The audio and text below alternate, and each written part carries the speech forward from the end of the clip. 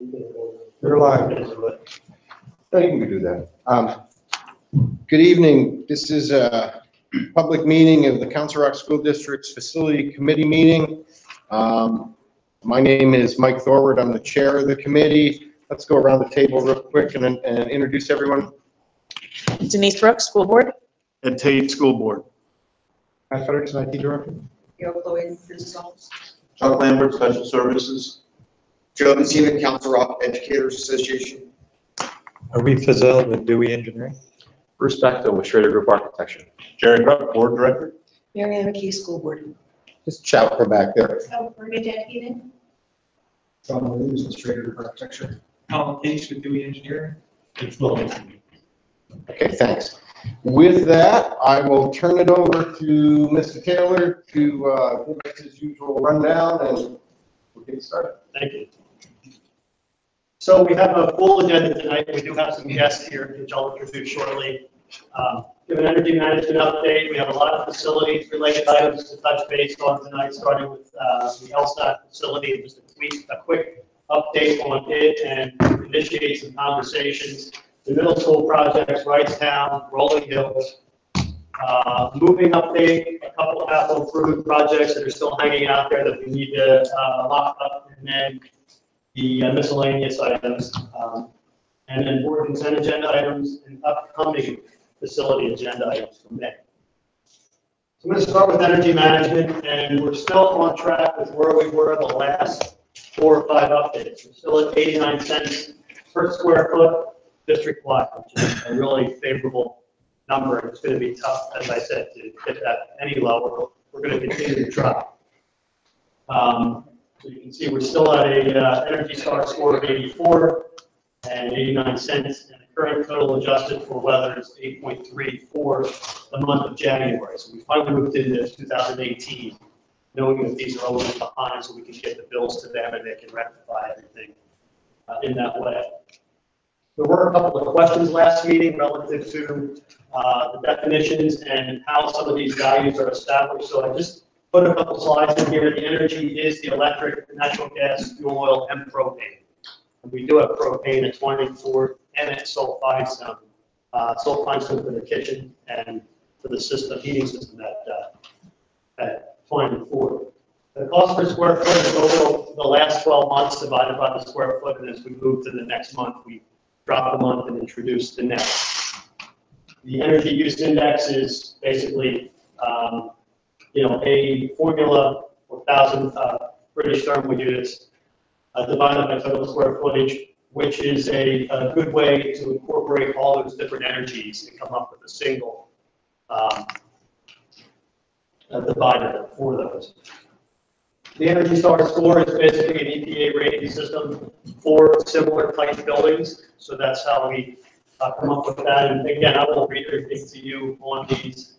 And weather adjusted percentage is basically to make sure that if it's a warmer winter and you use less energy, or cooler, when you use less energy, we're not artificially inflating our savings in any case. So we're adjusting them for neutrality. So that's just to answer some of those questions you had from the last meeting. If there's anything more, feel free to throw those at me and I'll get you some more answers. Facilities improvement update. The first thing I want to touch on tonight is the ACHIEVE program, which is housed in the LSAT facility. I have Dr. Lambert here tonight in the event that there's any questions specifically related to the special services program.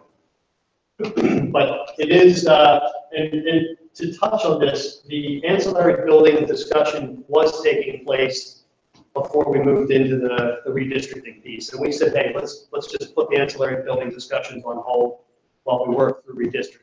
So we started here, and I think we'll go back here. I don't know when, but at some point we need to revisit ancillary buildings.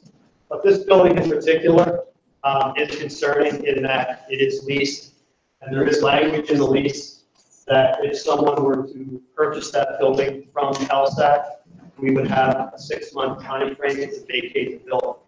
So Chuck has good programs. There's the ACHIEVE program and this loan program. Okay. Just out of curiosity, as you speak to that. Is there any pro rata for the improvements we made that if we have to vacate, is there some like term on the improvements we've made to that they would credit back to us? I don't know the terms of the lease. The improvements that we made are generally to this point, other than the recent things we've done, You know, like, obligated items. If a rooftop unit failed and we had to replace the rooftop unit, the lease required us to address it and serve our. and most of them have been there for the duration we've Right. had. But I would be concerned about, you know, if something were to come up, that we spend the money and then it becomes not ours. Well, and that's part of the reason for bringing this discussion up was because it could use some work. I mean, there's some things we could do there, and you know, and I know you're opening another section of Achieve in the fall, and so, you know, that 6-month thing hanging over there. So I wanted to get it back on everyone's radar so that we have a plan B. So for example, we did have our large generator there with the NOC program, the Network Operations Center. When we opened the new NOC center north, we were able to take it and move it and salvage those costs, save the unit and cost. So there are some components that we own we take.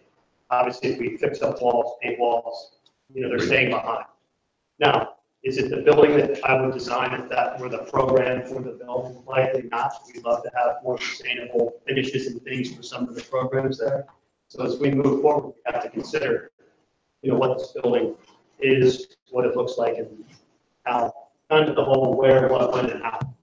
Is there anything to indicate that LSAC will move on our vacating at any time soon? I personally don't have any knowledge of anyone purchasing the building or looking at the building, but I know that they have occupied more space next door than they had previously. That's something that I've heard. I don't know how quickly they need to expand beyond where they are, but the concern is that tomorrow they came to us and said, hey, you know, you have 6 months to move your students in your program. I don't know what we will do. So I just want to start that conversation on what we want to consider down the road for this program so that we're prepared with that. Chuck, we always had this discussion about, the term would not be pending placement, but we always had some discussion with PDE when moving children who were in a special ed central program, that a change of venue is something. Does that also apply to the Achieve program? There's a requirement that you don't move a program more frequently than once every 3 years. They'll vote that for 3 years. So we haven't moved that, so that would not be an issue to move that program. I have to notify them to get approval of where they're going. Okay. So really, this is just the kickoff of this conversation. I don't know. Well, Chuck, do you have anything else you want to add? Well, I think Doug kind of summarized it. I mean, we'll have next year between Sloan and Achieve, I'll have 70 young men and women over there, so it's a large group of kids. You're trying to foster a sense of pride in your students and your building, and it's hard to do the way it's worked. I do want to thank Doug. We've done some cosmetic work recently that really has helped a little bit, but next year when we move the new group of Achieve in there, it's going to be tough. I mean, we will make it work, and assuming that we were going to be moving out of there eventually, we'll certainly make it work, but it's going to be tough to have that number of kids over there next year. The bathroom facilities, the lunchroom we have now, SAG all the lunches in order to get all the kids in. So it's kind of tough. Could you share with us, not here as we sit, but to communicate to us, if they told you today that you had to be gone in 6 months, what's the shape and the amenities, not shape, but the amenities that you're looking for? What, you know, if you were, you know, Chuck, Doug said, you know, it's not the building I would design, maybe you said, I remember, but if you were to choose it, I mean, one of the things that we've talked about in the past was proximity to local business. So that would be on your list of positives. You know, we went through what Are the those positives. kids actually walking somewhere though? I mean, I've heard that a lot, but we also have vans transporting. So is that a real thing? When the weather is nice, we will occasionally walk into Newtown to do, go to a shop or something like that. But actually, yesterday I spent the day with one of the achieve classes, not the day in the morning, and drove to the work sites that they use. And it's phenomenal. If that's what anybody ever wants to do, have that opportunity, have to make arrangements for that. But I mean, we drove around county to different places that they go. But they do a lot of, they do work programs, and they also we call community-based instruction, just having you function within your community. So it's very helpful to us to be able to walk into town, whether it be Richboro or Newtown. So I mean, I'm not trying to be a bugger on it. I mean, I understand helpful, but in the grand scheme, how many days in a school year are they actually I want to know how big a priority this actually has to be. How often are they actually doing that? Done yet. No. Sorry. Because my only request was, as I said, I don't want to go through it all right at this moment, but it would be useful if you would document, at least for me, at least finish your line, especially after I do mine, but I just wanted to get, what are the high order bits, wheelchair accessibility is an item, access. Classrooms. Exactly, what's your population expectation? Just let us know, because that's useful, because the other thing we have to look at is it something as we go through these plans with Doug and others, which is, does it fit into a building we have already? Does it fit into a building that we don't have, and we would need to, let us know, that's, because we're kind of just whistling in the dark. And to answer your question, I would make it somewhat stronger than nice, but not a lot stronger than nice. I mean, if we were in a facility where we could not walk into town, can we function? Absolutely. Is it convenient to, in the springtime and the fall, to be able to walk into town? Yes. But there's other things that would be higher on others. ADA accessibility is higher than walking. ADA accessibility is higher on that, just the space for the kids to function. We have kids over there with needs for, overstimulation, what have you, so we need to make sure we can control for that in the environment. We try to set up a lot of business type activities for the students in the building, so we need space to do those kind of things as well. So, for example, when they can't get out. So what I would say to that before we move on, I have no problem sitting with Chuck and developing an actual program like we would for any other building. That's what. And putting the grossing factors in, and determining what size building it would be, the appropriate size facility for the program. Or part of the building. What the programs are, what the needs are, and what the building, whether we find a building, or we build a building, or we renovate a building, whatever it may be, what we would need. And does it need to be all one unit? I don't know. I asked. I was just going to add that there is great benefit to having the two programs together. There's social reasons for the kids that is very good, and there's also reasons for having more adults available within the program. I have a question, Chuck. The numbers are growing, you're adding a section. Do you foresee these programs, Post-Fund and Achieve, continuing to grow? Have those numbers been in any way confined by the physical space available? I don't know how long you want me to talk, but I would say the slum program has been consistent with its numbers for a number of years now.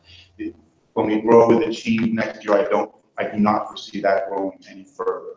If you looking down the road, do I see a need for a slum toilet type program for middle school students? I can tell you with, again, I won't go on at great length about that, but with a lot of the issues that we see our kids facing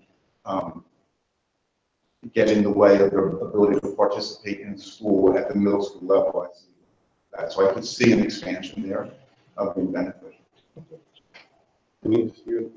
I think it mostly got cleared up, but I just want to reiterate, you had referenced it, because Mark Violet has mentioned in the past about, looking at properties in Newtown and things like that, so that would just loop him in, because I know he had some thoughts about that.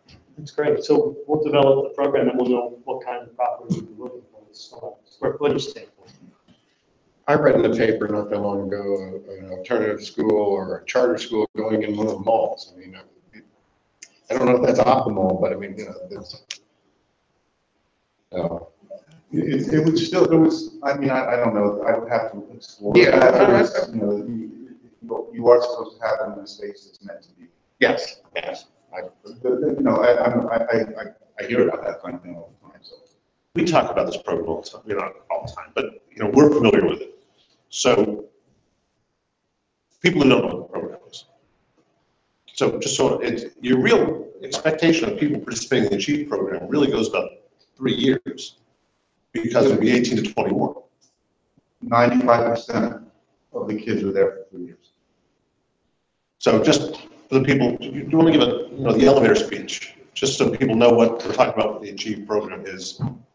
The Achieve program is a program for 18 to 21-year-olds that are required to provide for students who have needs related to transitioning to adult life.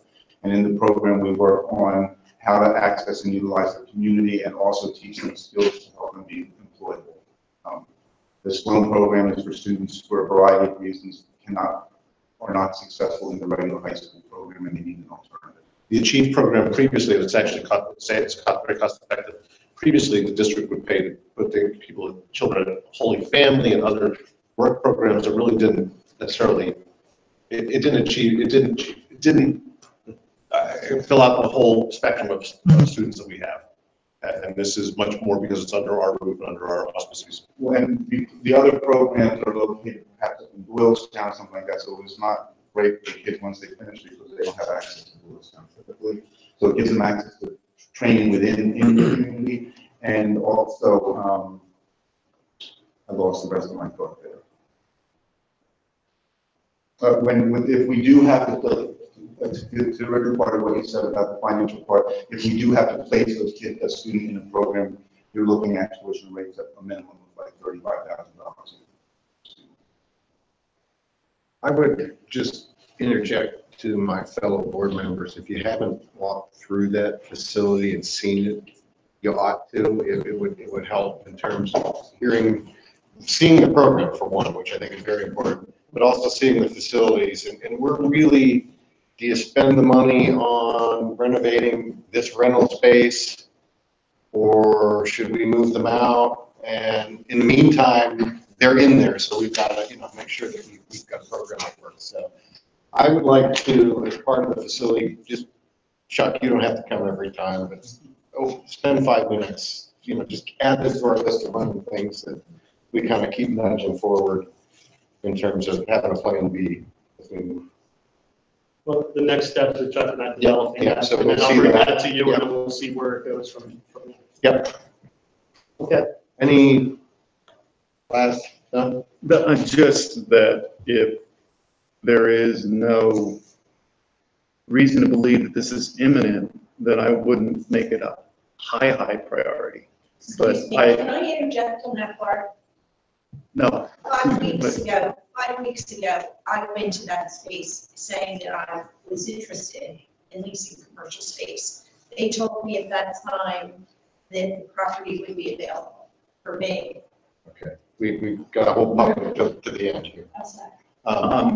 So I agree that it's an important consideration, but Right. your plate is very full, so I wouldn't expect to see it next month. No. We're just gonna start talking. about it. Yeah, good, I agree. All right, thanks. Thank you. Chuck, thank you. I mean, you don't have to stick around if you want. I know you don't. Thank you for being here. Sure. Thank you. We'll keep you looped in case we need you back, all right? So Kyle McKesson, board member, is just entering the room for the record, so we have it on our agenda. So Newtown Middle School update, and how those projects are on or ahead of schedule. Monthly progress reports are shared. We'll just send a report to you the end of last week, beginning of this week. I think it was last week. The Newtown Middle School project, we're making efforts to move the demolition of the existing building and pieces of it ahead of schedule so that the contractor can go ahead and try to develop the teacher parking lot 1 year early, meaning this summer it would be ready, the large temporary lot that we created. wouldn't be necessary, so they wouldn't have to walk down. Because now the temporary lot, which is convenient to the existing building, will be much farther from the new building, so they'll have a pretty good walk.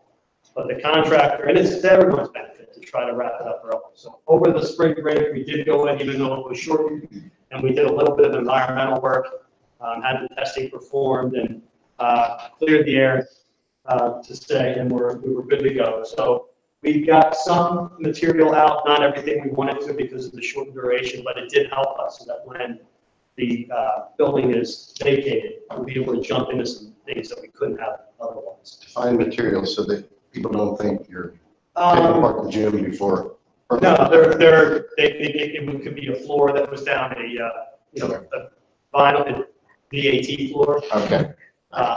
Again, that is perfectly safe and it's stayed as a floor, but when you remove it, you tent the area, negative air, perform the work, environmental consultant tests the air, make sure it's clean, and remove the protection, and it's safe for staff and students to return. That all happened over the break when no one was in the building. And it was good to go for when students came back. So again, we're doing everything we can to move that project.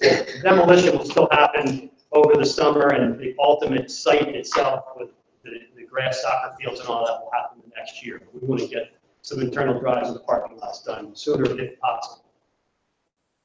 The Newtown Middle School is on track for the, we say Newtown Middle August, but the project itself is wrapping up May, June, and that allows us to occupy the building in totality. The Holland Middle School project, as you know, has been phased. We've been moving into that in pieces at a time. We have major components of it to wrap up, and I'll talk about that shortly. So we have a lot of the phases complete at Holland Middle School, and we have some big pieces to go. The additions, the auditorium, the classroom, some of the other things wrap up by July. And then all of those workforces have to go into the gym that we're still using. They go into the cafeteria that we're still using, the library, and begin to take over those. And a good bit of site work that has to happen this summer as well. Around the building, yeah. Around the building. There is paving down, that's just the base paving. There's some repairs to make to it before we put the final paving down, striping, and some other field restorations and things like that. Everything is good. We do have one challenge, mechanical contractor. I made you aware of that under separate correspondence, and we'll have an executive session to talk about that next. But we continue to move forward regardless. We're still on track Still on track. for both of them. Both of them, yes. Wrightstown Elementary School, that update will be pretty quick. The project is in the bid phase, so contractors have picked up drawings. We're working on the bid. So the project was out the bid 23rd of March. The pre-bid meeting is next week, the 11th of April 11th, and the bid opening is the 24th of April. So this month we'll learn what the numbers are on Wrightstown, and then we'll be back. At the same time, we'll get our construction testing and balance TAB, testing and adjusting balancing proposals that are oversight during construction for mechanical work and for construction related activities. And we'll bring that to you at the May 3rd facilities, and then hopefully the board approval on the 17th of May. And the contractors will get started at the end of May. Really? That's the plan. Now, limited, right? They can't go into the building and tear it That's apart true, still, that's true. but they can begin to put some, perhaps some ENS, some erosion and sediment control measures in place, some fencing, little, until they can take over the building. And that's the end of June when the movers empty the building that month, June 22nd, or week, June 22nd to June 29th. Then on the 30th, contractors will go crazy. And just for Wrightstown, when that building is unoccupied, those people do not have to have the Act 34 clearance. No reason. Likely most will. because So we still do it like even when we're building a new building on a clean site. I don't know, we're still getting them because it's school property. Well, So we can check with I don't know if we paid for it. I mean, it's just, it's, you know, the guys are gonna be there, everything else could be there cleaning stuff up while people are on site, yeah. Other than that, it's a closed construction site with a fence around it. Well, there will be some, like, before school's out, and then we'll be there while you guys are getting back in. You're getting back in. Whatever, I mean, you know. I think we're gonna probably just do it, Just want to- be safe. I appreciate that. But They If have- there's any circumstance where it would be needed and you don't have it, that's gonna be a bigger problem. Exactly. It's not. a big deal. Good point, though. So the other part of, Waystown we talked about was PlanCom part of that, the construction documents. There was no reason to bring that back for board approval. We did talk to PDE and they said that the PlanCom part of that would need to be accepted by them. We don't need their, once we went through the Act 34 hearing and the other documentation, we were authorized to receive bids and move forward. So we won't be processing PlanCom part of that. As I said, the next steps are facilities on the 3rd and the 17th board meeting. Rolling Hills Elementary School additions and renovations. Again, I have guests here tonight relative to this project. I have Aretha Zill from Dewey Engineering, Colin Case from Dewey Engineering, Sean Williams from Schrader Group, and Bruce Bachman from Schrader Group.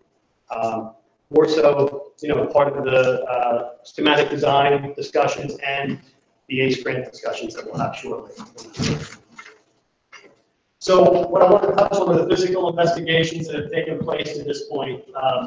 Schrader Group has had their structural engineer in, Dewey has had some folks in looking over the existing building and again, looking at things like the structural concrete slab and what work has to happen to make repairs to that, or what has to happen in order to provide skylights through that slab to provide natural light into the middle of the you building. mean the roof slab? The roof slab, right, because it's a cast-in-place roof structure on concrete columns.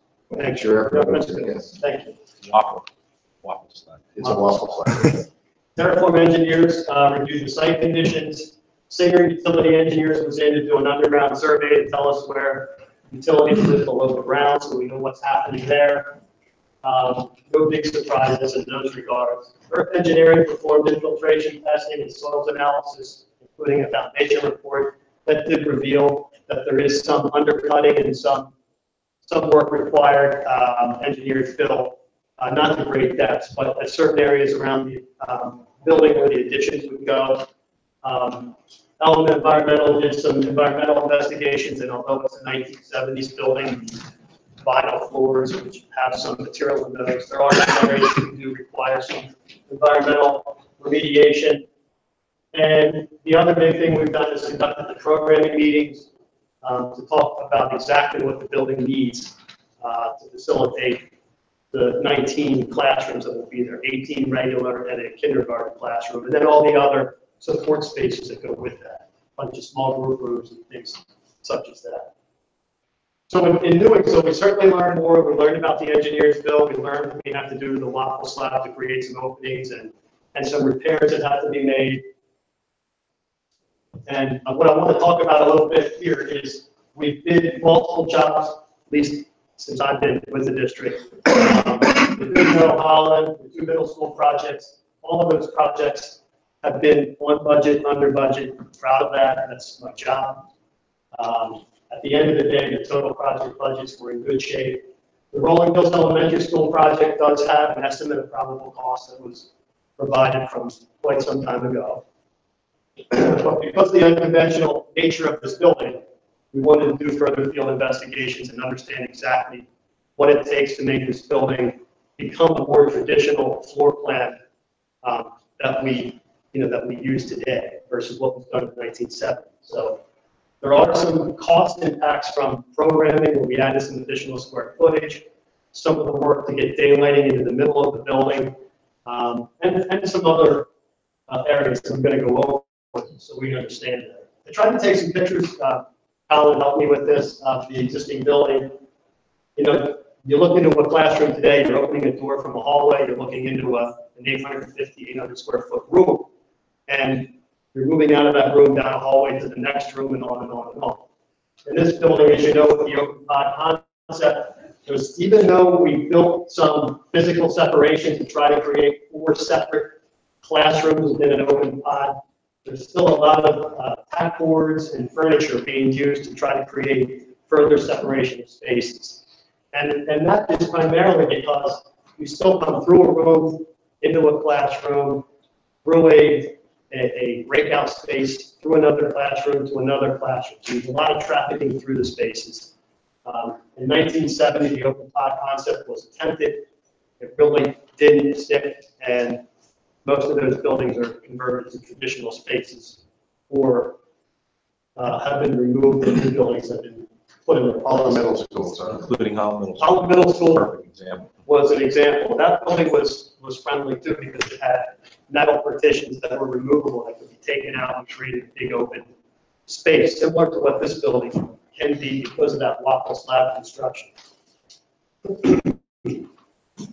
The gym, this picture makes it feel a little more spacious than it is. It's actually a very tight gym. This is a shot of the kitchen. You can see it's a pretty tired kitchen. The cafeteria is not large. When they did create physical corridors in the building, they created them for very small people. This is 4 feet wide, so there's not a whole lot of room, even when they did create circulation, to get people through here. Does that meet I code didn't now, see Kelly? code, I know. No, it's not a, No, not for a typical corridor. You can't even pass 2 wheelchairs side by side down the corridors. That's what the basement. yeah. And then, and even the mechanical space is down a flight of stairs below the primary floor. You know, I don't know why it couldn't have been considered. The whole thing is sprawling and wide. Why they wouldn't put that last space on the same level? Would have been helpful today, but they weren't worried about us today. These are spaces that are downstairs, again, primarily an electric building. There is some gas and some rooftop units, but And it's always so bright to put the electrical underground where flooding can occur. yes. From an elevational standpoint, you can see there's very few windows in this building. As you know, 1970s, there was the fuel crisis. There was an effort to minimize the number of penetrations through walls to try to conserve energy at that time. So there was a concept of not putting a whole lot of windows in. That certainly has passed us by, fortunately. They're not friendly. The entrance is off of the parking lot, so you have to go around the corner to get into the building. And this is the piece of the building where we're talking about some expansion. This is the canopy in the back that we're talking about, capturing space in, building a wall shortly beyond that facade and capturing that as interior space so that we're not building all new additions, we're taking advantage of some existing structure.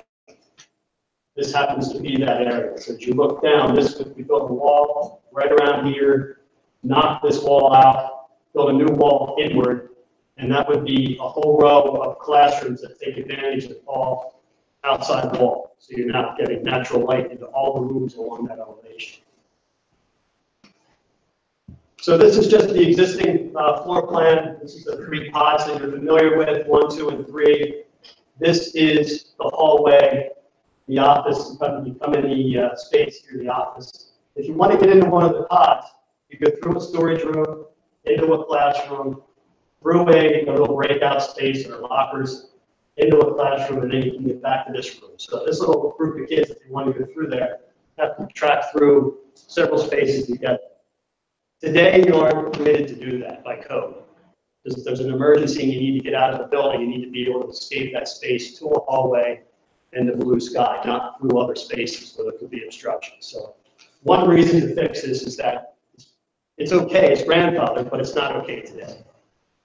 If you were to take this space, and because they basically eliminated all that circulation, you apply today's traditional design concepts to it with the grossing factor. The 5,500 square feet that was certainly efficient in that non-traditional way is, requiring a lot more square footage today because you have to put the hallways in, the spaces to support that area and whatnot. So we have to increase, and we did. So when I developed the estimate of probable cost, I established a grossing factor for some of those inefficiencies, but we didn't factor in enough based on what we're realizing from this existing building. So if you take that 1970s floor plan, and if you had in the 70s applied today's design concepts, you likely would have had a courtyard in the middle with some green grass to get windows around that space, to get daylight into these, a hallway with a double stacked hallway, classrooms on each side. They didn't do that, but we still have all this floor space. So what we're going to do is take that approximately 7,500 square foot of space and renovate it at $190 a square foot and introduce some skylights above to get some natural light into the space versus taking that 7,500 at the $305 a square foot to build new and put it outside. So we're going to take advantage. We're going to find another more creative way to get daylight into the space. And we're going to take classrooms out in the middle of the building and move them outwards so that we're not putting the kids in the middle of the space to begin with. By doing that, it saves us, in the ballpark of $900,000 by not building new space versus renovating. So what were those spaces? Oh, is that what you're getting at? There you go. Yeah. Good question. Yeah. So that's what it would have been. What it will be is this. So this is the new proposed schematic plan. There are 18 classrooms. Every one of those classrooms is along the perimeter walls, the orange spaces, including where the library was. So we have 18 rooms. The kindergarten's been moved to an outside wall adjacent to where the office would be. So we propose an addition here with an office that's convenient to the parking lot, so the administration can actually observe the parking lot, observe the activities that are taking place right outside their door when there's parent traffic and parent drop-off and pickup outside the door and visitors. So as a visitor, you walk directly into an office space. We have nurse and counselors in the same area. All of the classroom space, the kindergarten can come in and out quickly here. They're not going all the way through to this corner. The cafeteria has been moved to the back. So we took the area where the caf was, moved it to the back. The piece of addition, there's one piece of addition right here. It's kind of this long rectilinear piece of addition. Back here is where we're capturing space under the canopy. So from that dark line up is all area that we're building underneath the existing roof. There's a small piece of addition here, which is a stage. And by building that stage, we're able to tear the stage out of this existing space, which is actually all frame construction over an existing space. So by tearing that out, we can expand the gym without building onto the gym. It's basically found space by just tearing the stage construction out and building the stage on the back. So we can make this gym more in parity with the other gyms in the district. It'll still be a little narrow. It'll still be a little narrow, but it'll be much better from as you're running end of court to end of court, you have some runoff space that you don't really have. Right. Can you just help me here? Where's Old Jordan Road? Very good. And so, and I always wondered about this because I never liked where the entrance to this building was. But I didn't like it because one of the things it looks out at a parking lot around. It just, because it's such a large field behind the school, I'd always wondered about it. I wondered, would it be practical to make the entrance come off Old Jordan Road instead? If you go back to your schematic. Which would basically come in at that end. And the only reason I ask is that now you're building the addition for the office anyhow. My query about doing that was it brings people off a less busy road. If cars are stacked, they're stacked on a less busy road. That office has a potential to see from an expansive view out to Middle Home, along Old Jordan, and back into the fields where children are playing. So from a understanding what's going on the property perspective, it's better. That other entrance is more constrained. So conceptually, what you're saying sounds, say, hey, well, why don't you just build it here and build that here and bring people in? I don't mean to make it sound oversimplified. No, the challenge is, we have a lot of parking lot that was constructed not too long ago. It's actually in very good shape. So it would require us to take this parking, and I think it would want to be more conveniently located to where the entrance would be. Because if you're a visitor and you're parking here, now you kind of got to walk over to get in the office. Maybe that's true. My whole point is that from an observation of the lot, that office has the least observation of the entire site, of any portion of the building. definitely where it is now, for sure. I mean, over here, it provides, vision to where all the people are coming in and parking and picking up. So it's improved, but not to the same degree. Could that be looked at? Yes, I think there'd be additional site costs if you were to consider doing something like that. And I think we've already grown the budget a bit. We can talk about it. No, it's not that. You can look at it. I was just trying to figure out a way of reorienting the building away from, I just don't like the building oriented out onto a very busy street. That's all. We did take the office that was kind of up in a corner here, around the corner and only kind of see out to the street where there's no school activity at all. That's my point. To now seeing out here where there is much more activity. So we did make an attempt to fix that. But maintaining the existing parking and circulation, which is in good shape. It's probably the one piece of the site that actually is good. So. I have a question. You can go back. So back, yeah. Was it more related to that? I'm still stuck, and I've mentioned this before. I don't understand why we are limiting this renovation to 18 classrooms. A year ago, there were 19 sections in that building. Granted, we're waiting for a new demography report, but the demography report that we currently have indicates that enrollment is increasing in that area. We know that Hillcrest is over capacity, so a school that these two schools see each other, so the flow between these schools makes sense.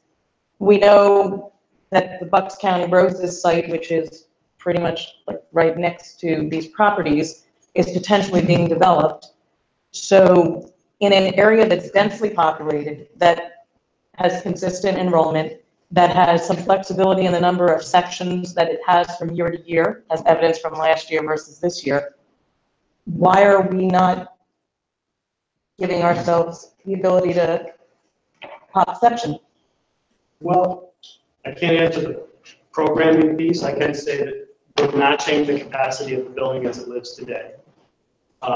If we needed to grow by creating this corridor here, we can extend this and potentially do something down the road to allow the building to grow. If it's going to grow substantially, then you have to consider the support spaces that are in the building. So you have a cafeteria that, while it's growing a bit, to facilitate the 18 classrooms. If this becomes much bigger, that cafeteria would have to be enlarged. The gym is pretty tight. I understand, but I'm just suggesting that we should be building a building to the size that the community warrants. And in the spirit of that, you design this the way the building is being used today. If you had designed it the way the building was being used a year ago today, you'd need one, at that point, at least you need one more classroom. And so in the, I think we need to be open to this discussion as the new demography report comes in and we get an understanding of what the redistricting is going to be. This is a golden opportunity to take advantage in a neighborhood, in the Northampton schools where we know that the population is potentially increasing.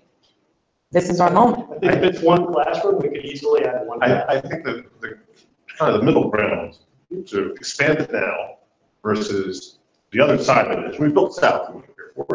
We built south. We designed it for one thing, but we knew where the expansion would be, and that's how we built the other schools as well. Ultimately, when we built south, we decided not at the last moment, but in the construction bidding, we said, get the bids for the added rooms, we'll add them too, because we stepped besides the infrastructure.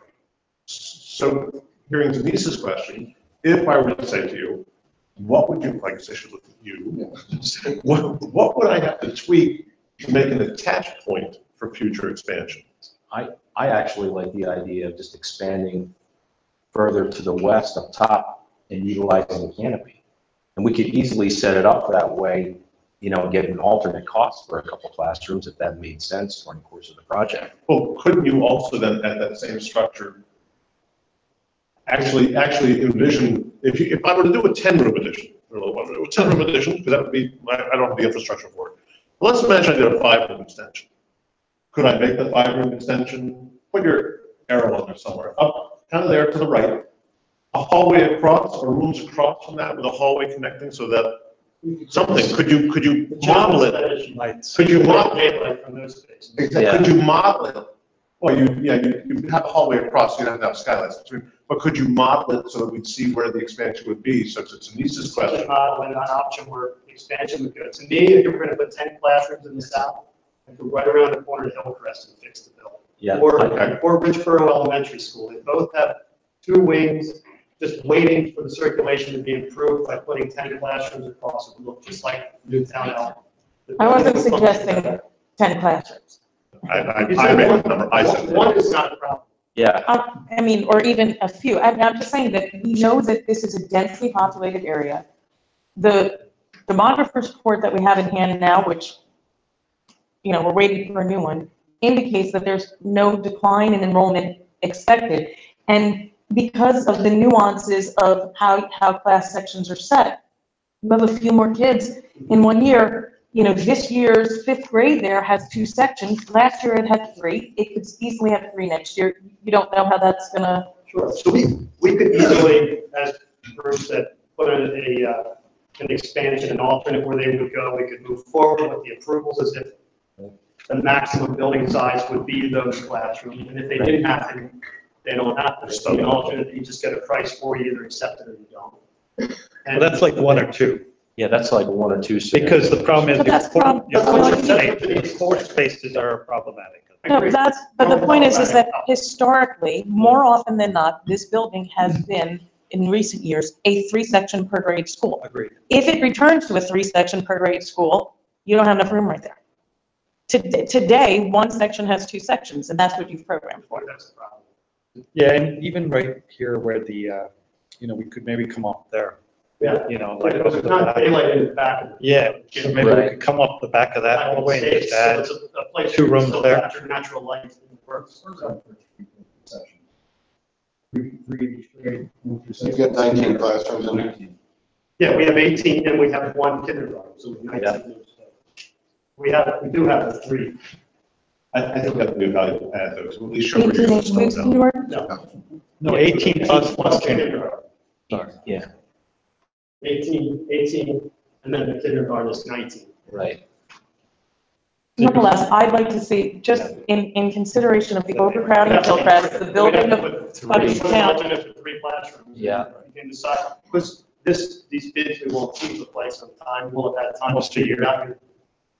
Yeah, we'll have the new report. And then we either accept them or we don't later on. But I also think That sounds good. it also lays it out for, we're building for 30 years, so I don't know what's gonna happen in 30 years. So at least give me the attached points.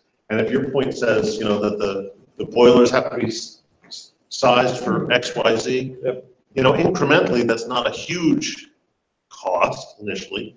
It's a much bigger cost than I do it later. Here's what the. I would just do the 3 I would just do the classes. 3 classrooms and say the alternate bid, You each could lock three it up. rows is worth $750,000. We open bids and you say yes or no, depending on. what But you will already have altered but you will size the System. systems, the infrastructure systems. Yes, That's what you're doing.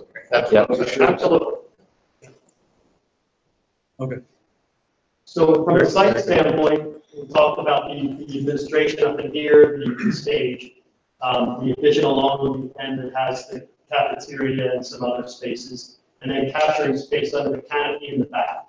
Right now, that round bus loop is here, this is Jordan Road. This is where they come into a little round loop. This would allow us to kind of elongate that and ensure that we have adequate staffing, especially if you have 3 more classrooms. We're going to make sure you have a little bit more room.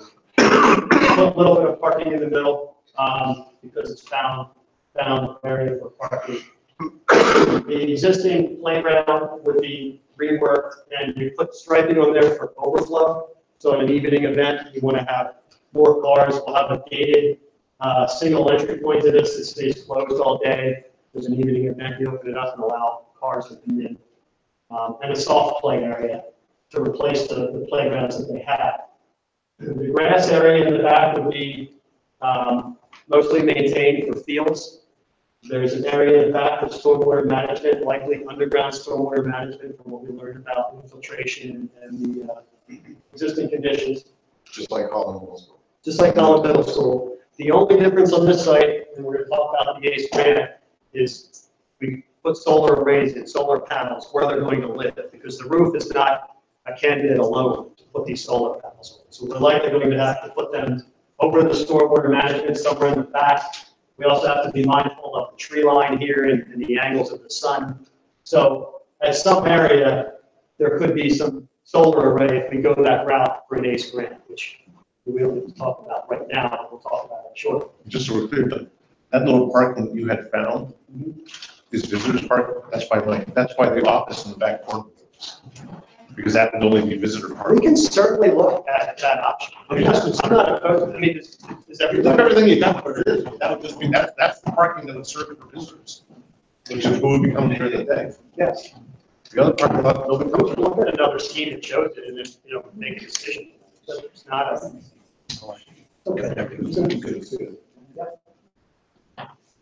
So what added and contributed to the increased cost? There's an upward adjustment of the square footage, which we learned. There's some programming, so we talked about the programming, the square footage, and there's some existing inefficiencies that, we're realizing have to provide some additional square footage to make up for those. There's an increased square foot cost for the multiple smaller additions. So if we were doing one large addition in one part of the building, the cost per square foot would be less than when you're tacking over the building at multiple locations with smaller pieces. So we have $305 a square foot for the additions. We may have seen 225 or 250 before, but we're putting in a larger number because of that. Now, again, we're going to learn a little bit from Wrightstown to see where the bid climate is and how people feel about the additions, in Wrightstown. So we'll learn a little bit more with that history. But we want to be safe. Under the canopy, there's definitely savings to do it, but it's not the same as renovating inside the roof area itself. We're going to put a foundation in, we have to put a wall in, we have to scrape out the soils that are under it and put stone and slab in. It's definitely less expensive than building new. We think it's at least $25 a square foot less to capture that space. So it's worthy of capturing that space. And then renovations within the building are right on track with about $190 a square foot, which we generally see that ballpark cost. Are you changing the number of flow units in the building? I'm sorry? Number of water units, flow units? Oh. And so do we think that our structure of our agreement with around Holland Middle School, that structure is durable in terms of the legal structure, the economic structure, and will apply to this building as well? Something to consider? When you're talking about structure, you're talking I'm about not talking about physical structure, I'm talking about, the agreement The for agreement, additional yes. EDUs. yeah, I think we've established that there's a process for EDUs now moving forward after the last project. that's what I was asking, is that durable? Is our agreement there durable? Yeah, no, how much we use here will be less than probably, it'll be the same or less than we use because of the energy efficient fixtures and water saving fixtures. Gotcha, but that was pretty much the same problem we had last time, but I agree, but we'll show the actual calculations based on. okay. That's all. So there's definitely Trying to get ahead of it. the structural work and existing cast in place concrete for introduced daylight into the middle of this building. So we know we have some additional costs to do some of that. You're cutting holes in. We're cutting holes and there's limitations to what you can and can't cut. So Yeah, we have to be very careful about where we cut the openings. Reeve can speak more to this than me. The unpredictable increasing material and labor costs. I guess you're seeing that as you. Yeah, we don't want to get into politics, but there's a lot of variables out there right now with the tariffs that are being imposed. And, at first glance, it appears, okay, well, it's steel tariffs, but aluminum tariffs. But what you don't realize is steel, aluminum is in almost every product, whether it's windows, whether it's the conduit that the electricians uses. So it could affect everything, and people are just being a little more cautious about fixing prices. And it also applies to the solar panels. Yep, everything. No, Solar no, panels, specifically to Yep. solar panels. tariff on solar panels, so everything, we're not sure, and everybody is busy. And we're, obviously looking at a number 9 months from now. So I think our numbers, I think Doug's going to show you, we do have a contingency in the numbers also to factor that in, but it's unpredictable. So then modifying an unconventional floor plan to conventional floor plan, which we talked a lot about. Can I just ask you a question? I'm just trying to visualize. The classrooms are moving to the ends of the building. Facing Holland Road and facing. What's happening in the middle? Go back. I'm sorry, if you said it, I missed it. What is that? Just so you understand, so we're adding classrooms along this facade that overlook Holland, right? And then classrooms along the backside which face the fields. Under the canopy is that Under the canopy. No, but go back It's to a big the, yellow space. Would Let's go have back. been trees. library. Okay, so the center is the library. So Oh, we're okay, looking at the okay. media is the library, in the middle there's access from either side. with skylights, with kind of like skylights. Holland Middle had, Yep, or had, similar, and Richboro. similar to Holland Middle School, And Richboro Middle has that too. yes. Okay, got it. And then we And have so- music and art over in this area that are convenient to the stage and the gym for performances and things the kids do. And what are the blue boxes? The rooms? Those are Those support, are support those are support spaces. These are support spaces, and these are the small group rooms. And the specials? The special, the purple? small groups are in this the turquoise color. And then we have some No, like art, music. art That's the purple, art okay. music are over here. Yep, and the stage, so that is all over the gym. Thank you. And we also maintain the optical partitions at these two locations, make it be a large room or two smaller rooms. So that gives you 4 or 2 rooms. Small group instruction in small We're rooms. doing a How lot, about that? lot of those things. Great. I don't know, Nancy. I just want to say on that, if I could, I think, and we're going to talk about it, I think we're coming up, but I just wanted to point out, I was very skeptical. And I think I want to give credit to Doug and Schrader for, I think, creatively using almost every square foot of that space. And capitalizing on very expensive additions that have to use that space, because you can see that canopy line what Doug's talking about. So look at, that's a square foot addition, but the square foot is very small relative to exterior wall area. You know what I mean? A lot of exterior wall for small square foot, but the building itself doesn't allow you to do much else. And then you got this addition coming this way. Right, So all that is addition So we're saying this. under canopy. This is 270 a square foot because we're using existing roof, although we have to put floor in the exterior wall, it's about 270 estimated. This addition off of this side Is the three. is the 305 because it's small pieces along the existing roof line. The 305. 305, same over in here where the administration area is that 305 number. Yep, and the And state. then up in here is the same 305. All of this is at the 190. Again, it's a small tight building, but if you look at how compact that is, I think they did a phenomenal job of capitalizing on the conditions that are there. We had some fun, right? We had some design charrettes in your office. Yeah, we did. Doug came down, we came up. I just learned what that term meant the other day. I was at another meeting of architects. You're doing your charrettes. French word for a cart. It is, it is. Architects, they have a different word for everything. So we talked about all the general classrooms, all 18 general classrooms, and the kindergarten room are on exterior walls allowing natural light into every classroom. Addition of roof monitors for daylighting into select interior bound spaces. The kindergarten is in close proximity to the main entrance. There's a dedicated art and music space appropriately sized and adjacent to the gym and stage.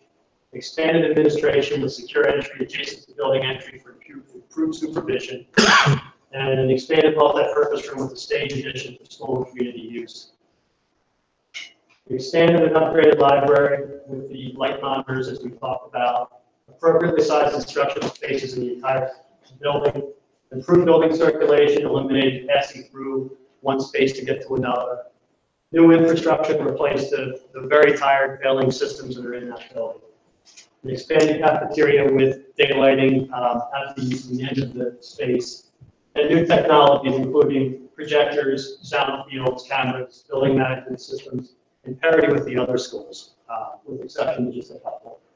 And again, it improves parity with other elementary schools throughout the district. So those are all the benefits and more. The estimate of probable cost was listed as $19.6 million. After going through the schematic design phase and the programming and field investigations and all of the efforts of the team and collecting information on foundations and soil conditions and all of that, we believe we're at $22 million. Again, we won't know until we open bids, but we don't want to be reactive. I'd rather be proactive. We have a great history of bidding. I don't want that to fail. So I want to come to you today and note that that's what we think we are. It's an increase of about 2.4 million. That 2.4 million does continue to carry a design contingency of 200,000, construction contingency of 700,000, furniture, fixture, and equipment of $500,000, project allowances of 400,000, and approvals and permits budget of 300,000. So those are add-ons to the 2.4. No, those are the 20 million includes those numbers. I made a mistake in my, okay. So I'm always asked, well, now that we're at that number, what would it cost to just build a new building? And why are we doing this? Should we just build new? So I want to be prepared to answer that today. Obviously, the considerations for new will still be about 475 student school, improve circulation.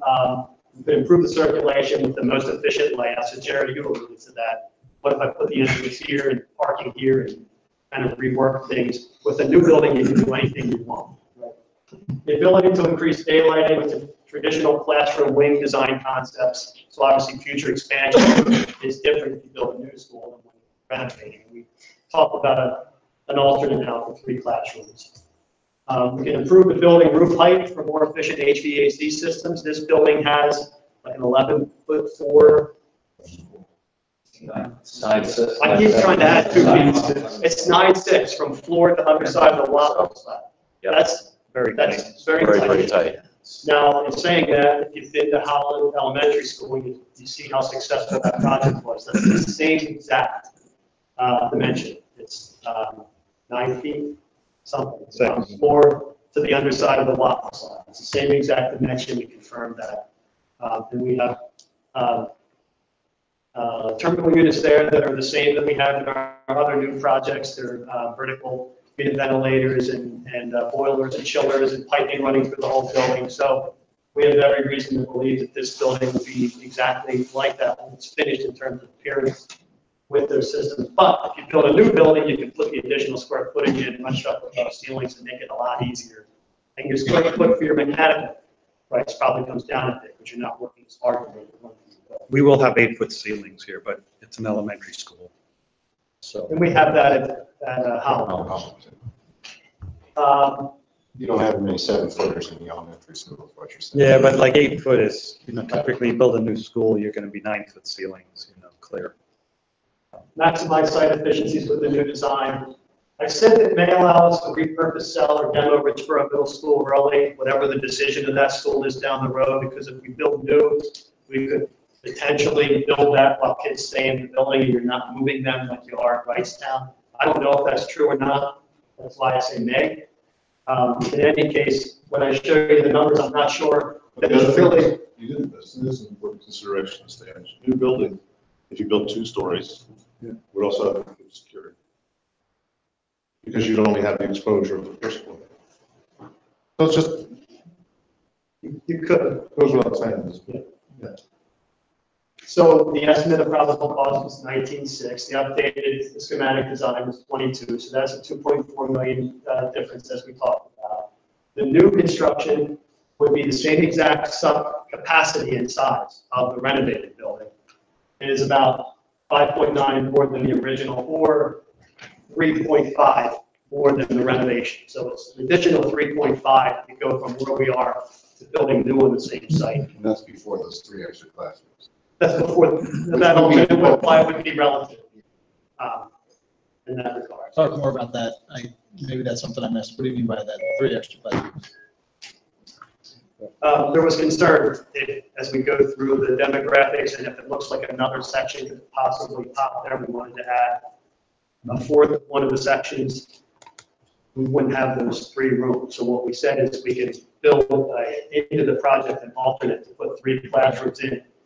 And as you guys, just an alternate. And as you work through your planning, if determined we need it, we could accept that alternate or not. Are there efficiencies that you could gain in a new construction that would save in the running of the building versus a renovation? I don't We're very, the problem is it's such a small building, so 60, what are we? 66,000 square feet. So like you just saw his energy, costs. I mean, what do you like? Even if you say it's $1 a square foot. 89 cents, not a buck. Okay, well, we're gonna use $1 to do the. That's a lot. We're gonna use $1 to do the math, so it's $66,000, in utility costs. So, with a new building, you really did everything, right compared to this, could you save 20%? Because we're doing a very efficient design. We're putting a new roof in that number. Doug forgot to mention. That's a Brand new great roof, something. This has new installation, meeting the current codes. We're gonna put new windows in that, that are thermally broken, good efficient windows. So, you're lucky if you get 20%. That's what I like to say. You do the math, 66 times 20, you're $13,000 a year is what you're gonna save. So you're not building a new building to save energy.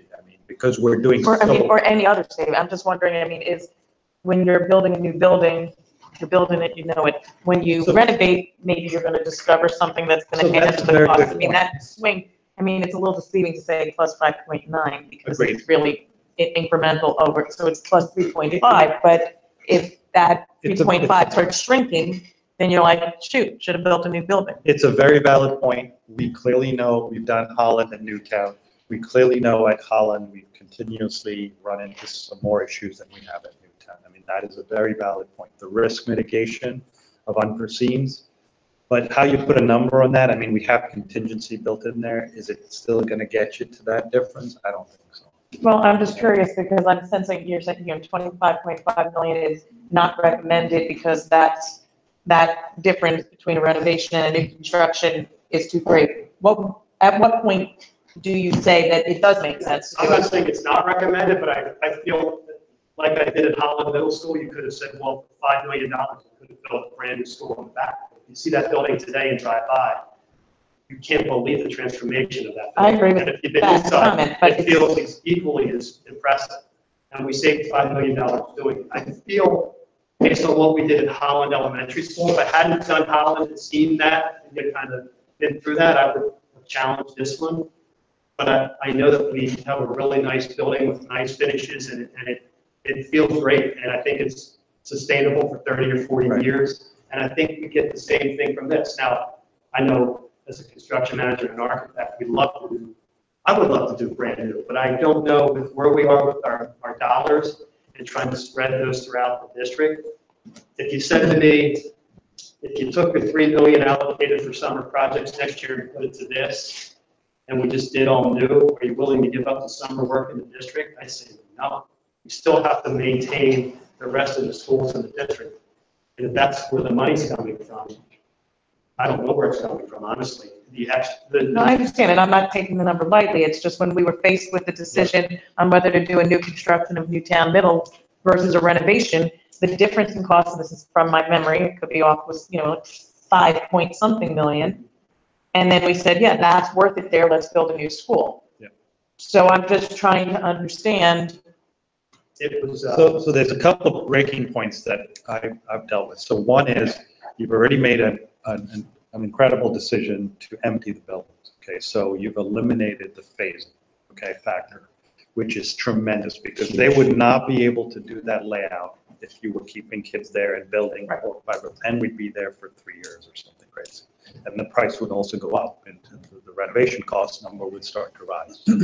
So that's one big variable you've eliminated from the factor of why people decide to build new on the same site. They have nowhere else to take it. So you've got this great asset which really saves you money, 3 million, 4 million at a clip, whatever it's saving you. Because of 1 year versus 2. And moving them out. Right. No, moving them out allows you to just imagine that footprint as nobody there and just, go at it. So that's a That was the huge. problem with Wrightstown. We couldn't stage. Right, no, I understand.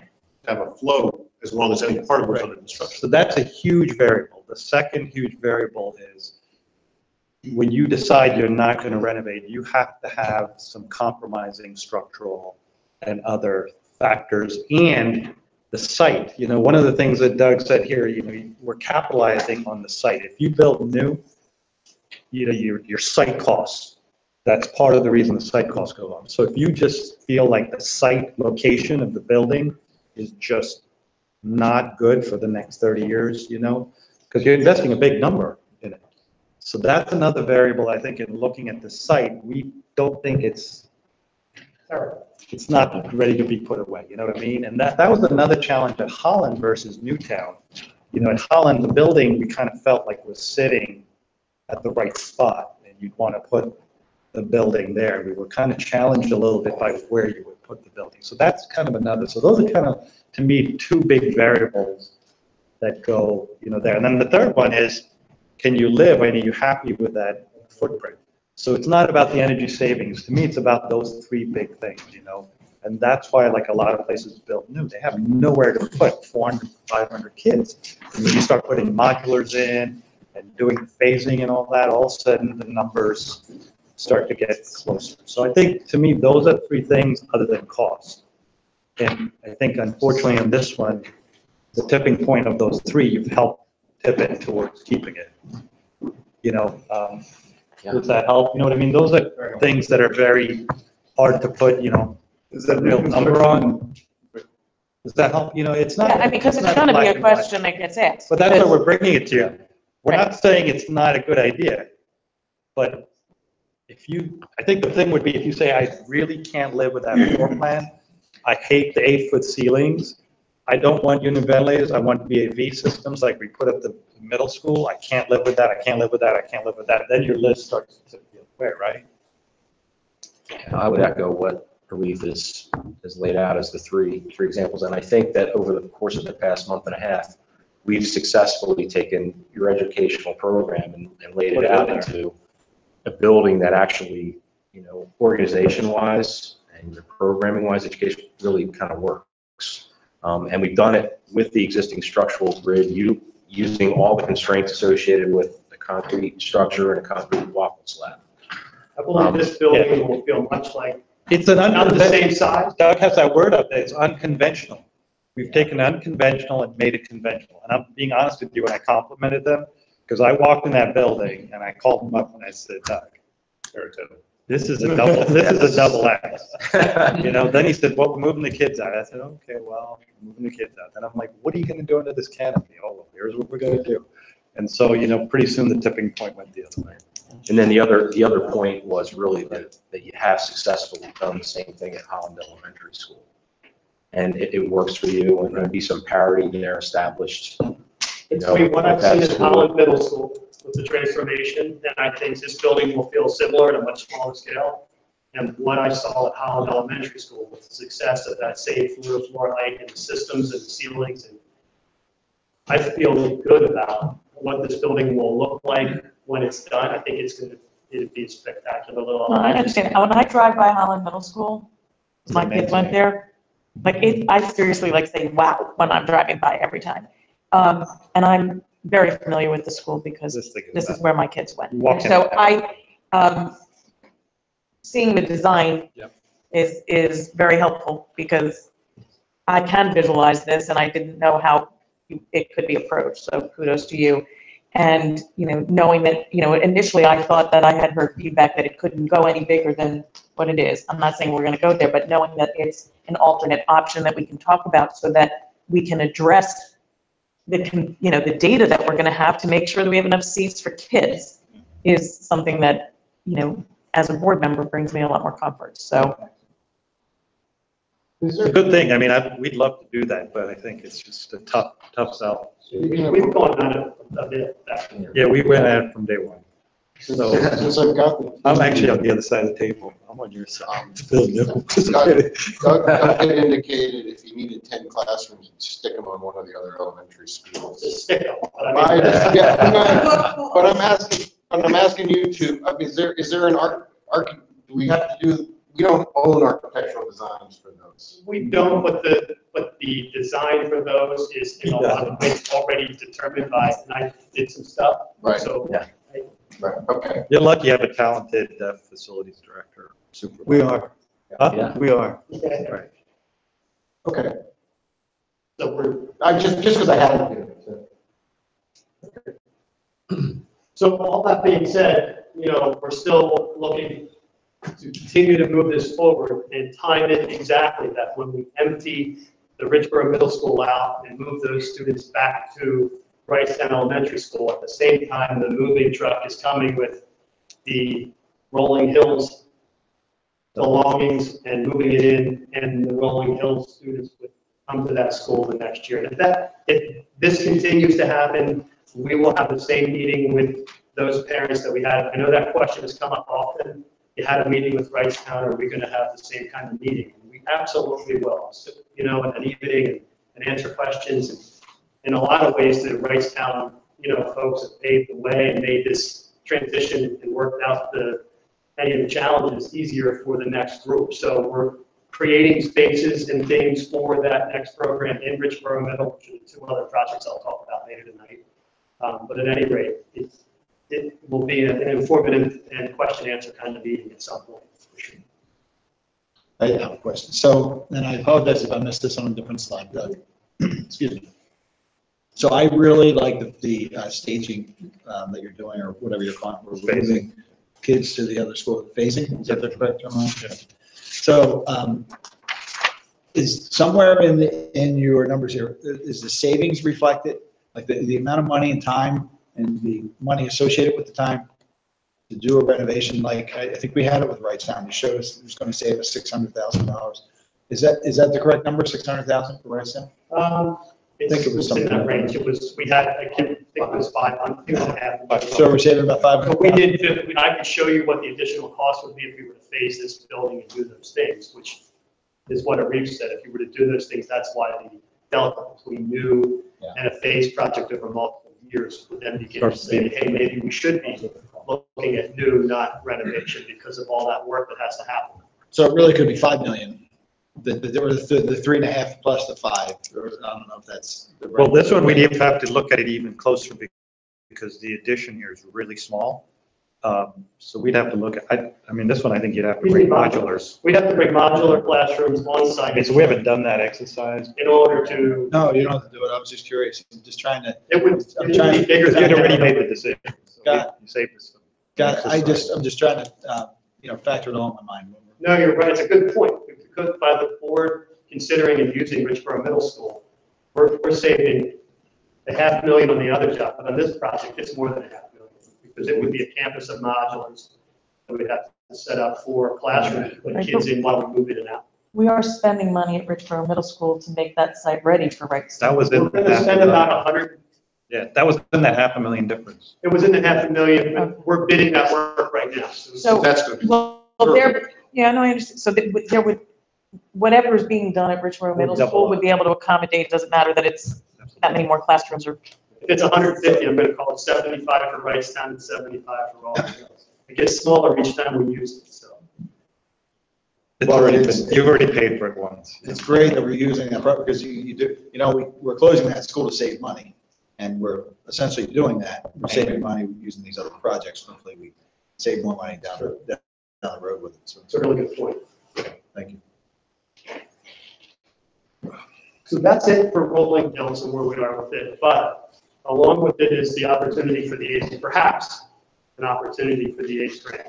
And I'm going to not go through, there's a series of slides here that are basically a reiteration of the information I shared with the board previously. So I sent you a message that there's a second submission date of May of 18.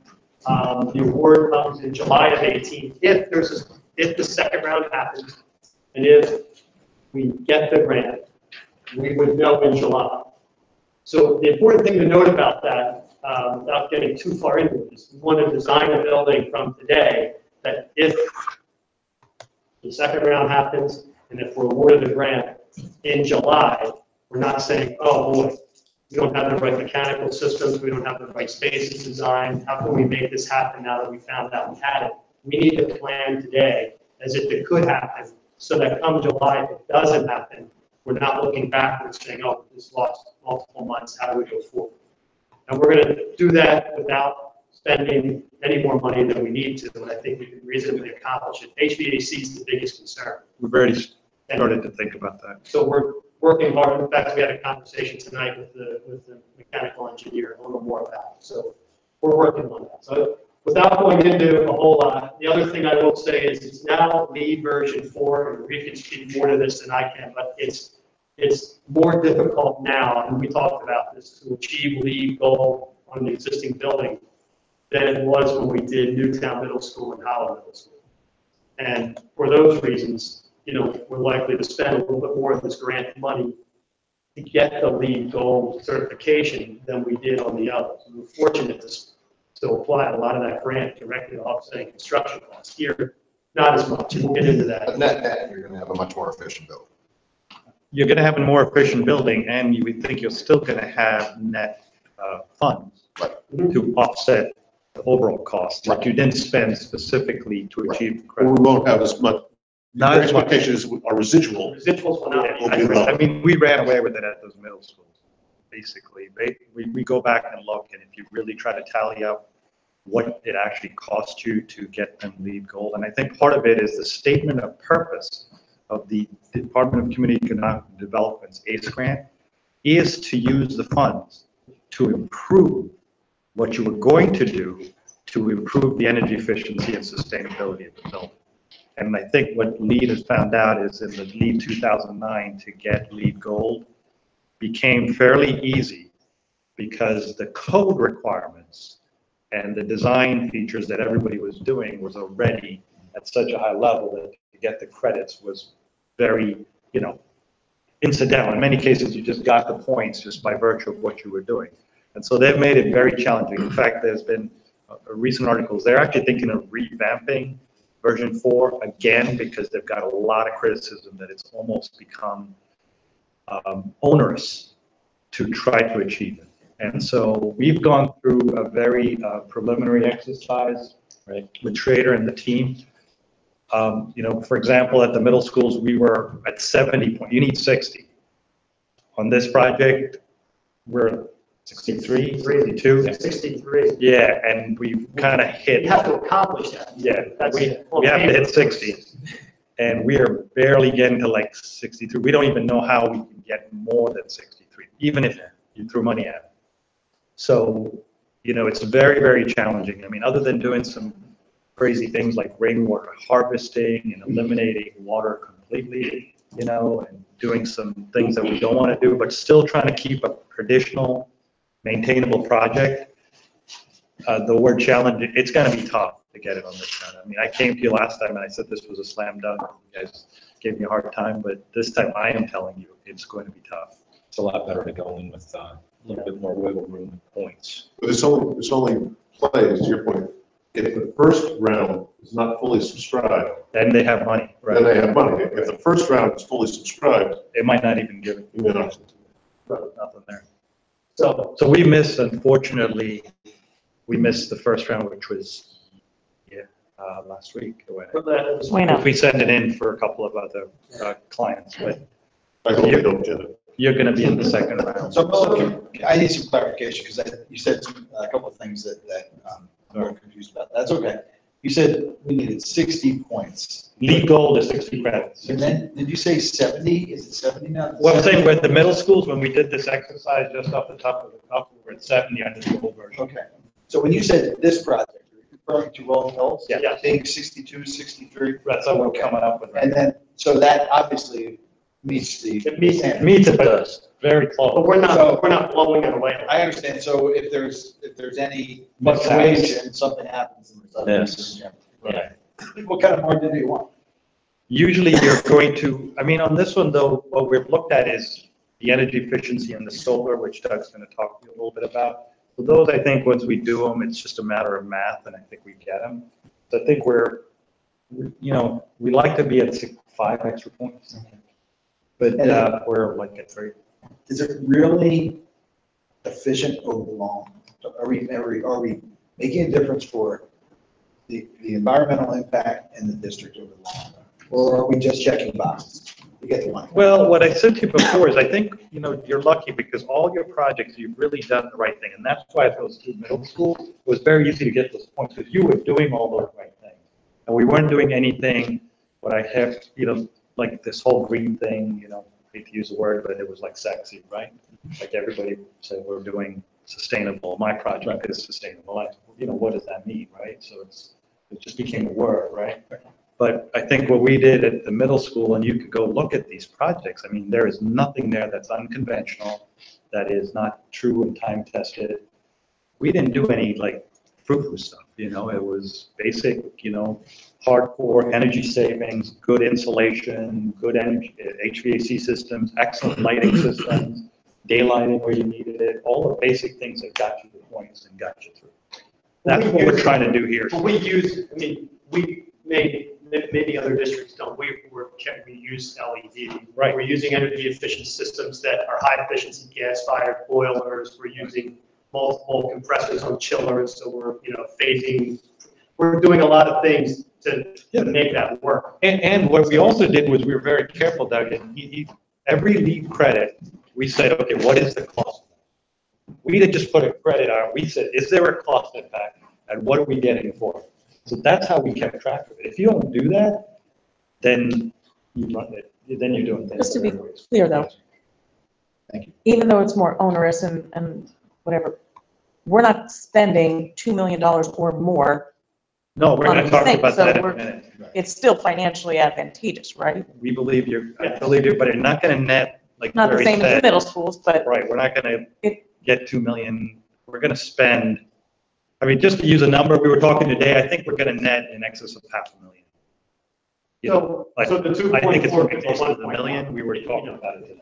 There's definitely some cost to help offset some of the actual construction costs. So here's a simple example, may as well just tell you. So like to get the maximum points for energy efficiency of your HVAC system, which, you say, is it going to save you money? It's a 66,000 square foot building. So like I said, I'm working with $66,000.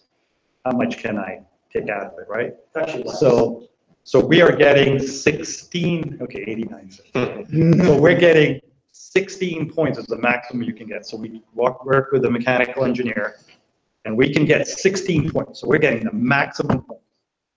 So I'm getting 16 points to your HVAC energy model, which includes the window, the roofing insulation we're putting in, and the way the HVAC system works and the lighting system. So is that worth something to you? Absolutely. 16 points, but it's 66,000 square feet. So, what am I going to bring back to you? I'm not bringing a whole bunch of change here, right? But I'm doing the right thing forever, right? And then to get the 16 points, how do I do that? I have to put in 20,000 square feet of solar panels.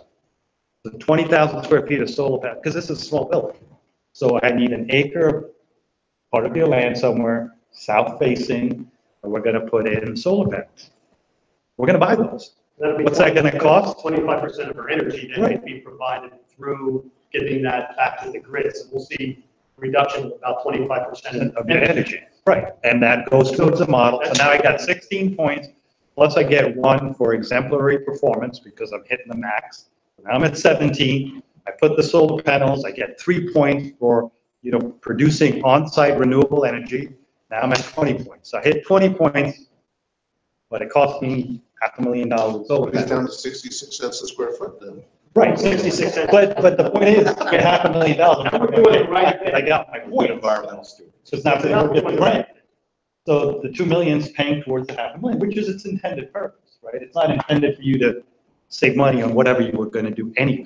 It's intended for you I to understand. improve what you were going to do, right? So we did that. So I spent $500,000, that's gone, right? Then I have fees, we have commissioning. we have- Yeah, we'll go, because I know we got to keep moving along.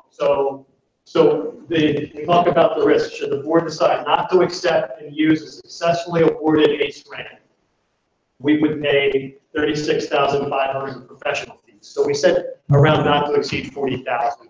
There's $36,500.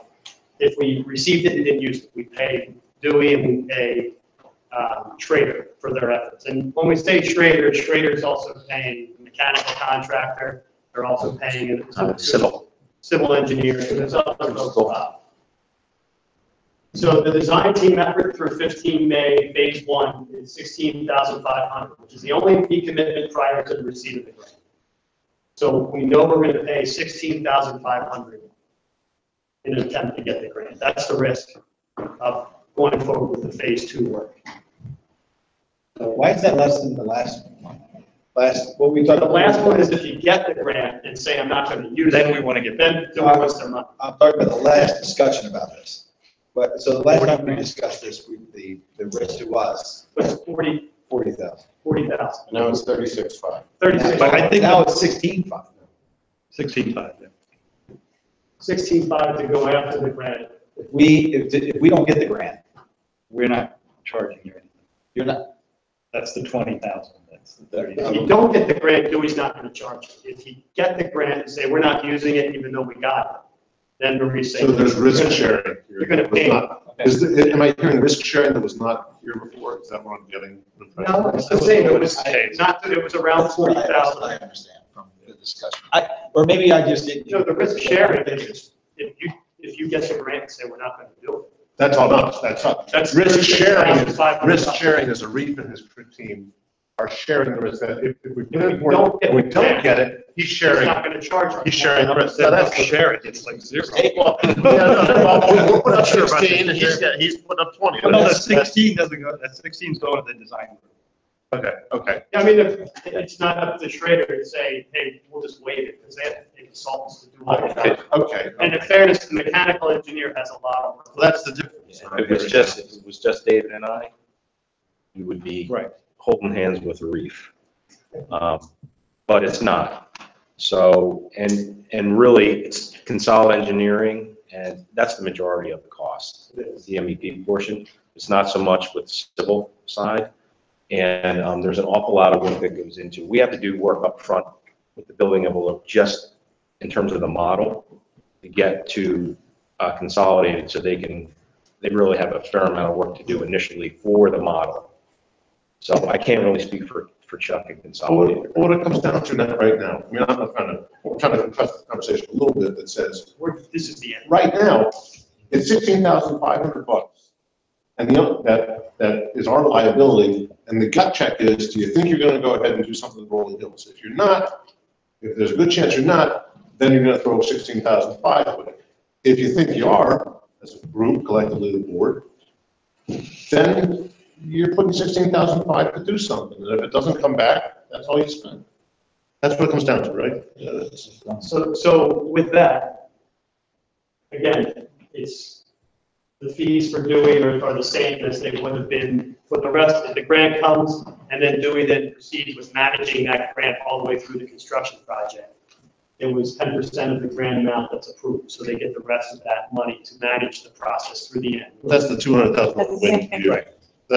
That's your side of it, which is, it's a 20,000 risk for a 200,000 reward. Right, and I don't know, Bob, too, but we did all the paperwork, so all they basically did was sign, and I think he got the checks. No, but that answers the question, which is, that answers the question from my perspective of, why would he do it? Well, because he's got a chance of winning a 10-to-1 return on his money.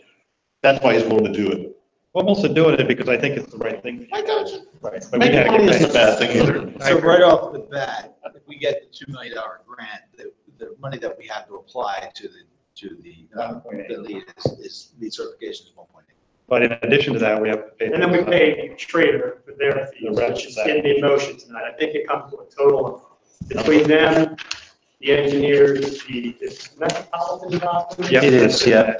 The acoustical consultant. And revision for daylight modeling if we want to go for it. So what's the total? Those fees were paid for an architect. in the 110. municipal projects, but when we put the RFP together, the architects included, when they gave us their total fee, those monies were included in their fee. Now we're breaking it out as projects because we're adding it versus putting it in the fee.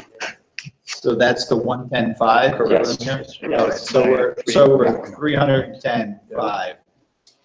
Yes. And then I know you're gonna buy solar, for sure. And then you're gonna have a commissioning agent. And then you're gonna have lead fees. That's why I'm saying, I'm hoping we get to $1 million clear. That's our goal. Not through the I'd rather say we know we're going to clear half of it, and if we achieve more, we will. Could they grant less than 2 million? Could they? We're going for the maximum. I know we're going for that, so, but their answer is, you're gonna get zero or everything? Yeah. Okay, fine. Well, it's 10%. No, not you. As a district, No, what I'm saying is you only get the 2 million if you're spending at least 20. fine, but Yeah, but they if wouldn't, you get the grant, we're either gonna get the. it'll come in at 2, it's not gonna come in and go, well, we give you 500 to make it go further. No, they're not doing it, okay. So is our probability better because the requirements are more stringent than in the past? No, our probably is only better, number one, if they have less applicants and they have money the second round, that's number one. Number two, I think our project, the type of project we're doing here with the renovation and school district support that we got in the last round, I think is what helped our probability of the project. It's the type of project I think they want. You're going to execute the project, you're shovel ready, you have a track record of doing it. You're very good with energy savings. You're on Energy Star, you're a Energy Star leader. You know, you're somebody who is going to put the funds where they're supposed to go. Right? I mean, we got two of them at the same time.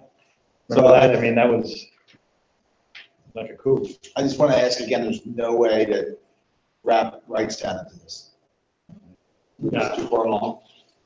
It's impossible. I mean, we didn't do lead. We'd have to go back. It's not gonna happen. And I mean, it's out to bid. We can't do Right, it. sounds a smaller building than this is. No, it's bigger. Is it? I don't remember.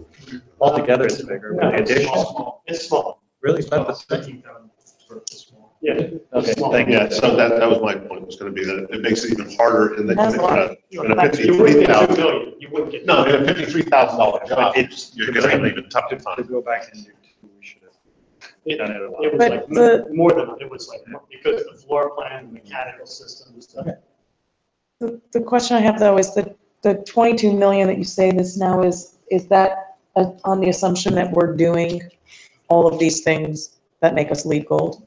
No, the 22 is without the Okay, solar. so then if the cost of the building increases, but it's offset by this, and we still think that somewhere, there's still $500,000 To $1 million. to $1 million to be gained. Yeah. Got it. Well, that raises another question. So if we were going to new construction for that $3.5 million difference, would we be looking at LEED Gold anyway for new construction? Yeah, but I think you'd have to stay in the same route. We'd be putting the solar field in. There'd still be that cost. Yeah, we'd still be putting a solar field in to try to get those points. The question. No, it's okay. So what I'm saying is we have a $3.5 million difference between renovation and new Correct. construction. Right. If we're doing new construction, would we be going for LEED Gold anyway? That's my question. Let's forget about the grant for a second. Okay. All right, does that make sense? It does. I don't think you would. Okay. Because without the grant, it is very challenging to get LEED All Gold. right. You could go for LEED and get LEED certified very easily. Silver would be okay. We'd probably be able to get silver without, but to get LEED Gold without the grant, I would not recommend it. Well, okay, I was just saying, if we're gonna spend the money anyway in a new project. It wouldn't be automatic. $3.5 million, then that takes us down to $1.5 million. It's not in the 3.5. Gotcha, thank you. So with that, I'm ready for, I included language for motions, if that's the board's will. Hold on.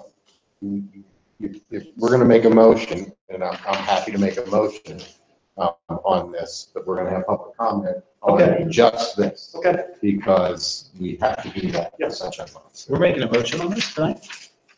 Not at the next board meeting? Is that what I'm understanding? Try to give him the Okay. time to get onto it. We don't want to run into the same bump up that we had last time, which was he started work without guarantee of. All right, I got you. I'm gonna open this to public comment on only the ACE grant. Please limit it to 3 minutes. I guess you're gonna stand up, state your name, make no comments, and you don't have to move. No. Okay, so is there anyone who wants to comment on the ACE grants? Comment. Comment. Okay. Comment, we'll address it. Question, not comment. Yeah, well, okay. Well, I guess what it was, so you would spend $5 Can you to just take- $10 million. give me a paper? Philadelphia, Pittsburgh. There you go, thank you. Northampton Township, you would spend $5 to $10 million on that would count toward the cost would count towards the grant. Is that $500,000 of grant award? We weren't talking about $5 to $10 million at all. Well, I thought it was 10% project cost. You have to go. Our total project cost that we just saw tonight is $22 million. Right. So up to, so as long as that is over $20 million, we can get the max grant out at $2 million. And then the 10%, which is the administrative fees and the engineering fees and the professional fees of the persons who assembled the grant. I was just wondering if those fees had to be, you know, towards the energy savings, efficiencies you were talking about, but not. So just based on the total Correct. project cost. That's what I wanted to know. Okay. Nancy Carroll, Town Borough.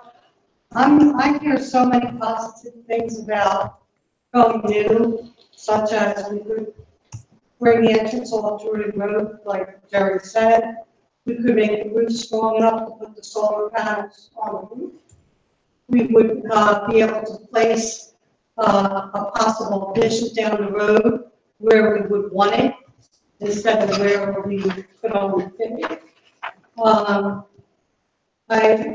I don't understand, we could be out of Richborough sooner. I hear a lot of positive things for going to do. I know the negative is the $3 million, but you're getting value for that money. In the fact that it opens up things that you could do in the construction that you can't do because of the building that you're working. So, like you said, we could go for lead gold if we went new. Was that the answer? No, you can. That wasn't what I said. I just said it's not in the 3.5 million. Okay, so, I would be for going for the lead gold in a new building that would give the architects the options to more easily get the points, I think, from what I heard tonight. So, Just to be clear, everybody, Doug, if we chose to build new, we have the grant, we chose to build new, it still applies. It's the same building, it's the same structure, it's more than $20 million. Agreed? Yes. No, you still apply. Yeah. Yeah. That was the answer. Any other, let me get public out real quick. Okay. Any other public comment? The one thing I wanted to just point out, if I may, is, you know, like 3.5 million, if you divide by 66,000 square feet, that's an additional $53 a square foot you're spending on to go new, which is, again, fine. We're not saying you shouldn't do that. We're just trying to be, you know, frugal with the expenditures, but, you know, Mark? with the considerations we've already talked about. But I just need some clarity on Jerry's comment, if there's no more public comment. I think, Jerry, what you said was if we apply for the grant and we decide to go new, we can still apply that grant to new. Is that what you were saying? I'm sorry, I misunderstood. No, we are submitting a specific project with specific parameters. This is why we have to spend the 65. We have to send them a floor plan. We have to send them an energy model that represents the plan. All right. That's part of the work. That's fine, I was You can't just. trying to figure out if it was durable. Well, that was what I asked Doug, and that's why I'm sitting here tonight. I'm glad to hear about the flexibility of the 3 classrooms, because my concern was, as much as I love this idea, what if that is just. Yeah, the alternate was perfect for that. That's great, perfect. The only other comment I'm gonna say, just because I've seen it in my wife's building, is think about putting solar panels as a covered parking lot. I like that idea. You may not. Well, we looked at it already, south facing and direction of the parking lot. May not work. We have to reconfigure the Okay. configuration. All right. Just- That's that's the big parking lot. If you do a little parking lot where I want the visitors to go. Anyway, But I need 24,000 square feet. Well, that was the other part that I get to. You need 24,000 square feet, just to be very clear, you need 24,000 of panels. Right. So you need the periphery around, so you're taking That's why I out took an acre. 44,000. That's why I said an acre of field. The whole building is only 66,000 per footprint. At 66,000 per footprint, and there are mechanicals up there, you can't do it. it's really close on that 44 to 66, yeah. That's why we're using the grass. Okay, with that, if there are no more board questions, we'll have a motion and we'll make this happen. Denise, do you mind? I move to approve the attached resolution for the submission of the grant by Dewey Engineering Incorporated, subject to audit and solicitor's review. Second. We have There a are, second. there are 3 portions, this Oh, we're making so- 3 motions. You want to make 3, you want to do it all together? What do you? opinion? It's all Go on the same, it's all the same together. action. I move to authorize Dewey Engineering, Inc. to approve lead management services and to prepare and submit an application to the Pennsylvania Department of Community and Economic Development for up to a $2 million alternative and clean energy grant for the Rolling Hills Elementary School project in accordance with the attached contract amendment. In the event the grant application is not successful, the fee to Dewey Engineering will be waived. If the grant application is successful and the district does not accept the grant, the fee paid to Dewey Engineering shall be a not-to-exceed fee of $20,000. If the grant is awarded and the district proceeds with the grant, the fee paid to Dewey Engineering shall be 10% of the total grant amount awarded, subject to audit and solicitor's review. I also move to authorize Schrader Group Architecture LLC to provide design services required for lead submission and certification in accordance with the attached contract amendment. Phase 1, Schrader Group Architects fee to prepare the information necessary to support the grant application shall be $16,500. Phase 2, if the grant is successful and the district chooses to proceed with the grant and LEED Gold certification for the project, the fee paid to Schrader Group Architects shall be an additional not-to-exceed amount of $94,000. Total Phase 1 and Phase 2 professional fee amount of $110,500, subject to audit and solicitor's review. Also second those two. Okay, I've asked Dr. Frazier to record the votes of the board, okay. and then we can just, because we're sitting in a circle, we can just begin to go around. Yeah, I'll start. Yes. Yes. Yes. Yes. Yes. Yes, Yes. so this would be 8-0. This is, 7-0. And he's not here. right. There are only 8 of us. That's great. Okay, Thank you, Dr. Frazier. now we'll get back to the meeting. Gentlemen, You don't Thank you I very wanna- much. there will be another public comment in general as soon as we're done with the rest of this meeting, but we wanted to give these gentlemen. Thank you very much. Thank you very much. Thank you. Thank you. Yeah. Moving services on track. We talked last month about storage, and part of the whole moving thing is storage tied into it. I met with KVK today, had a very good meeting with KVK and the storage opportunities.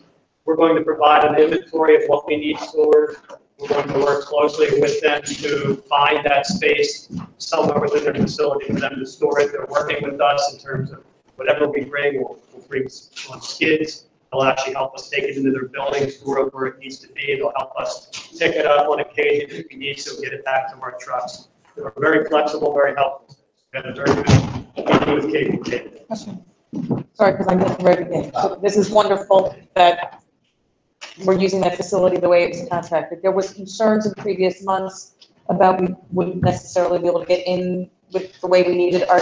Yeah, so we're gonna work with them, that's why we're gonna provide an inventory. So if it happens to be 10 skids of rock salt that we don't need all year, that we can put away in storage somewhere, they may give us building A, outside where that stuff can go. If it's cameras and projectors and things that we won't need for 3 months or 6 months, it'll go in a different part of the building. So they'll kind of sort it based on how often we'll need to get there to get it.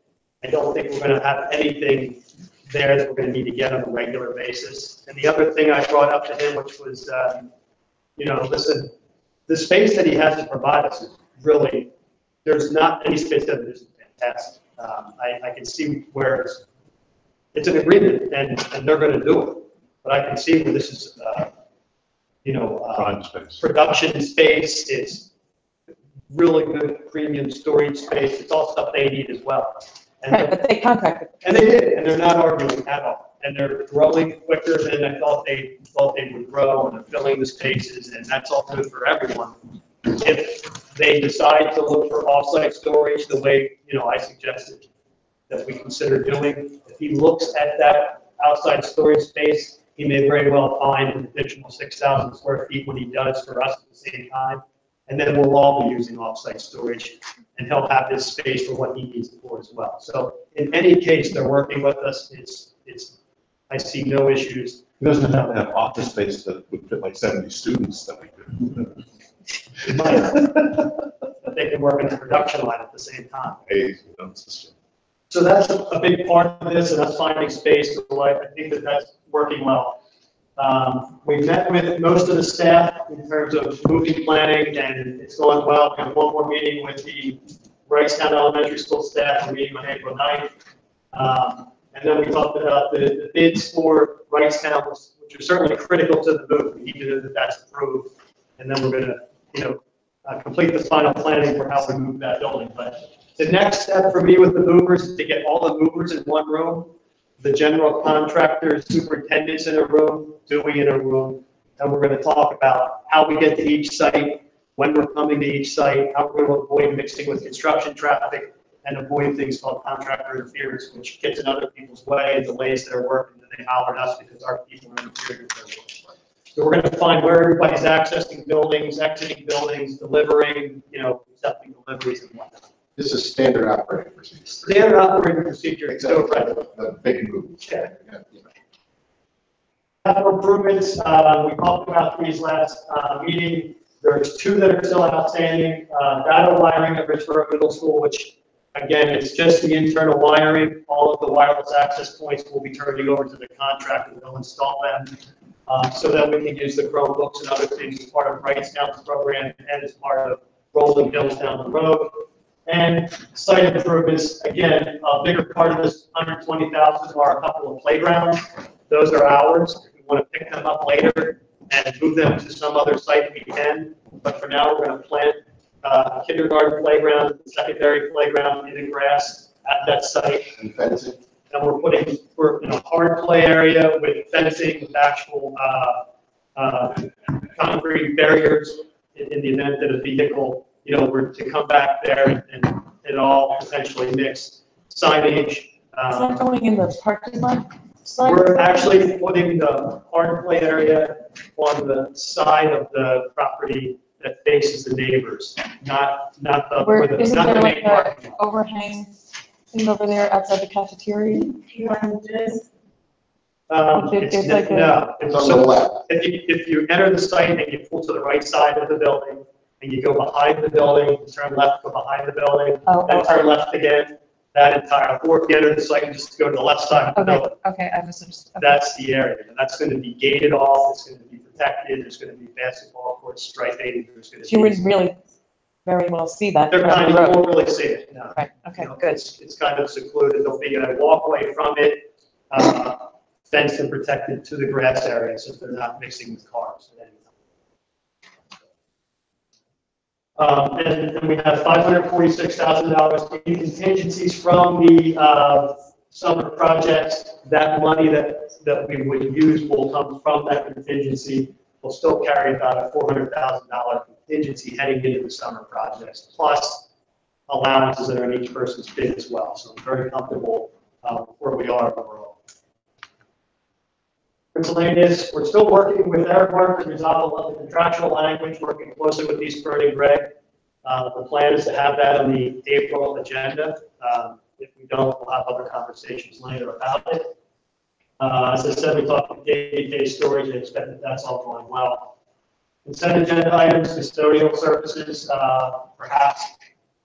The data wiring project that I just touched on, the Richborough Middle School site improvements. There are 4 bids for maintenance. They're all supply bids. They're based on unit pricing, and then a number of those units. It will be an amount not to exceed, but it's as we purchase it based on that unit price. It just fixes our pricing for our different vendors throughout the year. And that's all of those: mechanical, plumbing, electrical, and general construction. And last but not least, an update on storage as I work with KVK. I'll fill you in. Bid results and recommendations for Wrightstown. They're the biggest items that we'll talk about next month.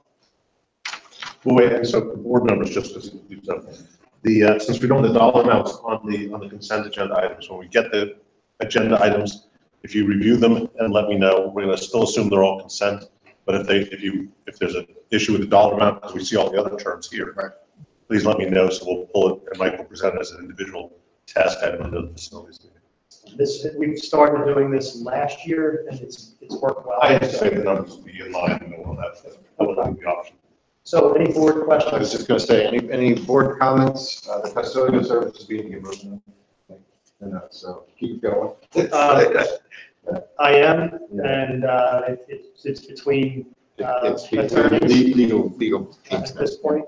Okay. And I can say publicly that I did tell Aramark that if we can't resolve this language, then, we'll consider our alternatives for a different vendor, if that's the case. That would be a different meeting and a different discussion, but. Did that have a timeline?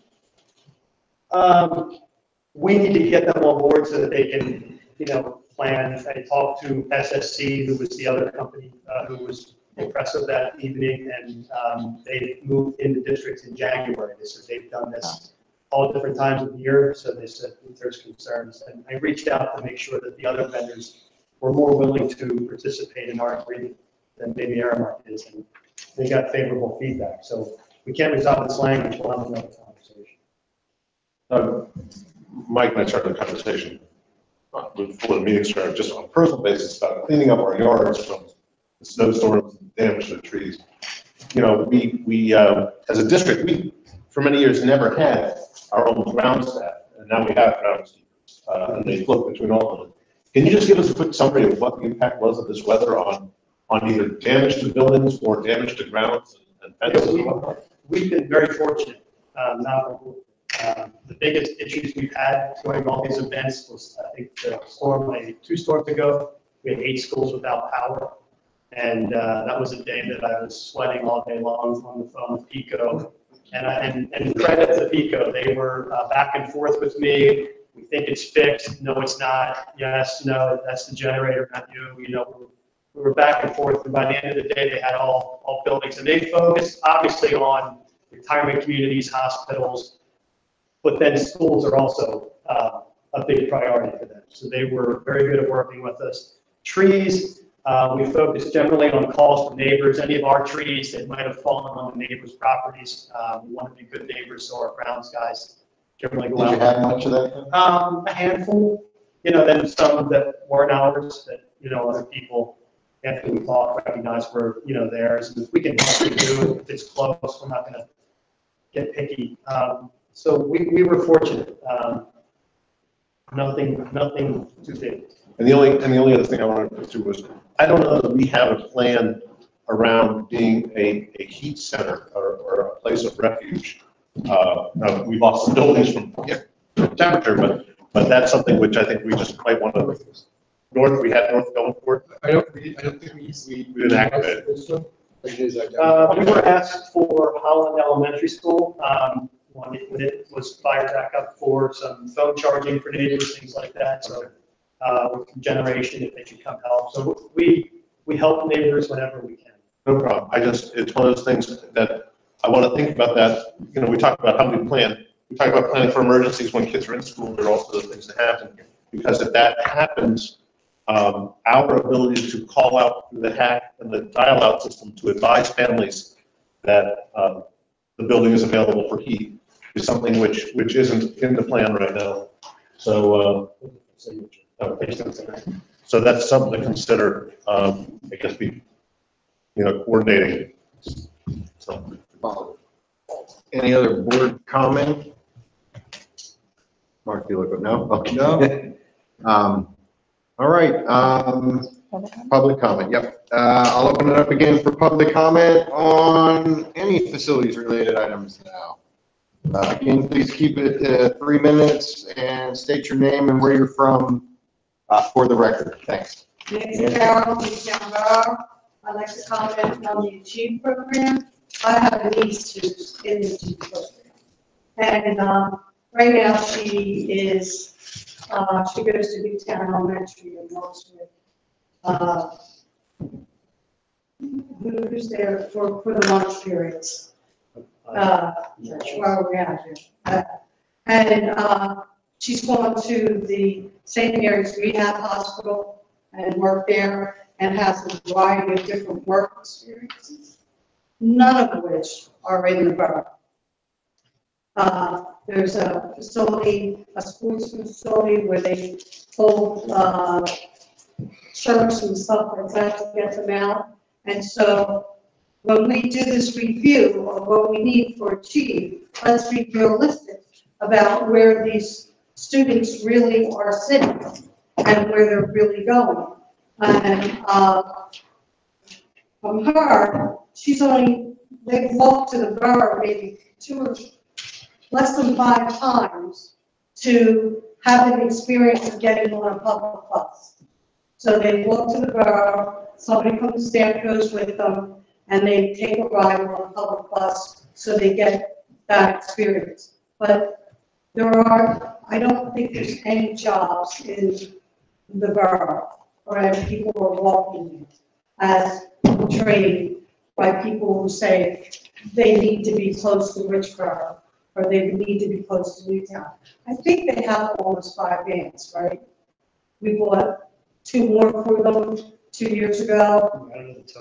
Yeah, and so when we do the review of what they need, let's do the review of where they're going to get their work experience as well. And the next thing is, I'm really sick and tired of hearing about the 10 classrooms on Holland and Richborough. Like, that would be like so easy to do. Well, we haven't done any kind of study. Well, we might need like more heat and light and electric power. And you have said in a meeting when I asked you that no, those studies are not done. It's not just putting up the classrooms. And also, you're going to do them down the road, so the cost per square foot is going to be more. The interest rates are going up. And I think if the developer comes back, that we need more space, that we really should consider doing it sooner rather than later. Thank you. Any others? Going once? Oh, okay. We do some study on those patterns? Yes. When we initially started the redistricting? There was a budget that was prepared by me, and then we were entertaining putting that addition on Hillcrest, and we actually started that process, and the budget was confirmed. And I don't disagree. If you push the project back a year or 2 years, there could be escalation costs or whatnot. Yes, I'm not disagreeing with it. I just want to. But we absolutely have, we actually did some site studies and other things. So we were confident with the cost of that. I can't remember, 6.5 million. It was $6.8 million. And we do know the load on the heating systems. And what we were able to utilize existing boilers and things, so we did verify those. Stand up and say your name. And Liz Yaus from Churchill. The March 14 walkout happened because students were expressing concern over school safety. Is the administration and the board conducting a review of current safety practices, and will the public be involved in this discussion? So I would say that we are always reviewing our safety practices, obviously in light of recent events on the Florida, more so right now than ever. So from a public involvement standpoint, we have fielded a number of suggestions from community members that have been quite helpful, honestly, and quite instructive. Doug is actually the point person for us from a safety and security standpoint, Mr. Taylor is. And as he has often said, and said at this meeting last month, there's less that we put out and more that we put out because we don't want to compromise any of those safety plans and provisions that we have in place. But there are definitely things that we're doing. As a cabinet team, we actually met with the safety consultant. So there's some things in motion from a thinking and planning standpoint. So if someone has a suggestion, It's Doug Taylor. All one word, Doug Taylor @crsd.org. Yeah, and we would love to hear from you. We've truly got some outstanding ideas from community members, parents. Any other, please? I'm not talking about when the middle schools open, like when they're all finished? What will they be opening at, like what capacity will they be opening at? 9, 8. 45. Well, that's, No. yeah, that's. About, just under Capacity? US capacity? Yeah, Capacity or The population? capacity of the buildings is 980 each, but I don't know that they'll be filled to capacity when they're Okay. ready. what numbers were you saying? So capacity in terms So of. 90 to 180, yes. Yes, how many could fit? Okay. 10%. Yeah. So that's 980. And so how many will have next year? Like around? Although we haven't voted on any redistricting at this. Well, no, yeah, we did vote for, yes, yeah, sorry. Grandfather. You're right, we did. What was the time? about And, that's not what I was just saying. Just a suggestion, like, since the kids felt that they didn't have any voice, I guess, I don't know how to do that. Maybe like they could like have like a group task force kind of thing, like in the school, like, you know. I don't know, like, perfect thing. To achieve what? To achieve what they feel like they would need to feel safe. Like student input as well as like community parents, that kind of thing. Because, you know, I guess they felt like they didn't have a voice, just so everyone feels like they're being heard kind of thing. Maybe that would help.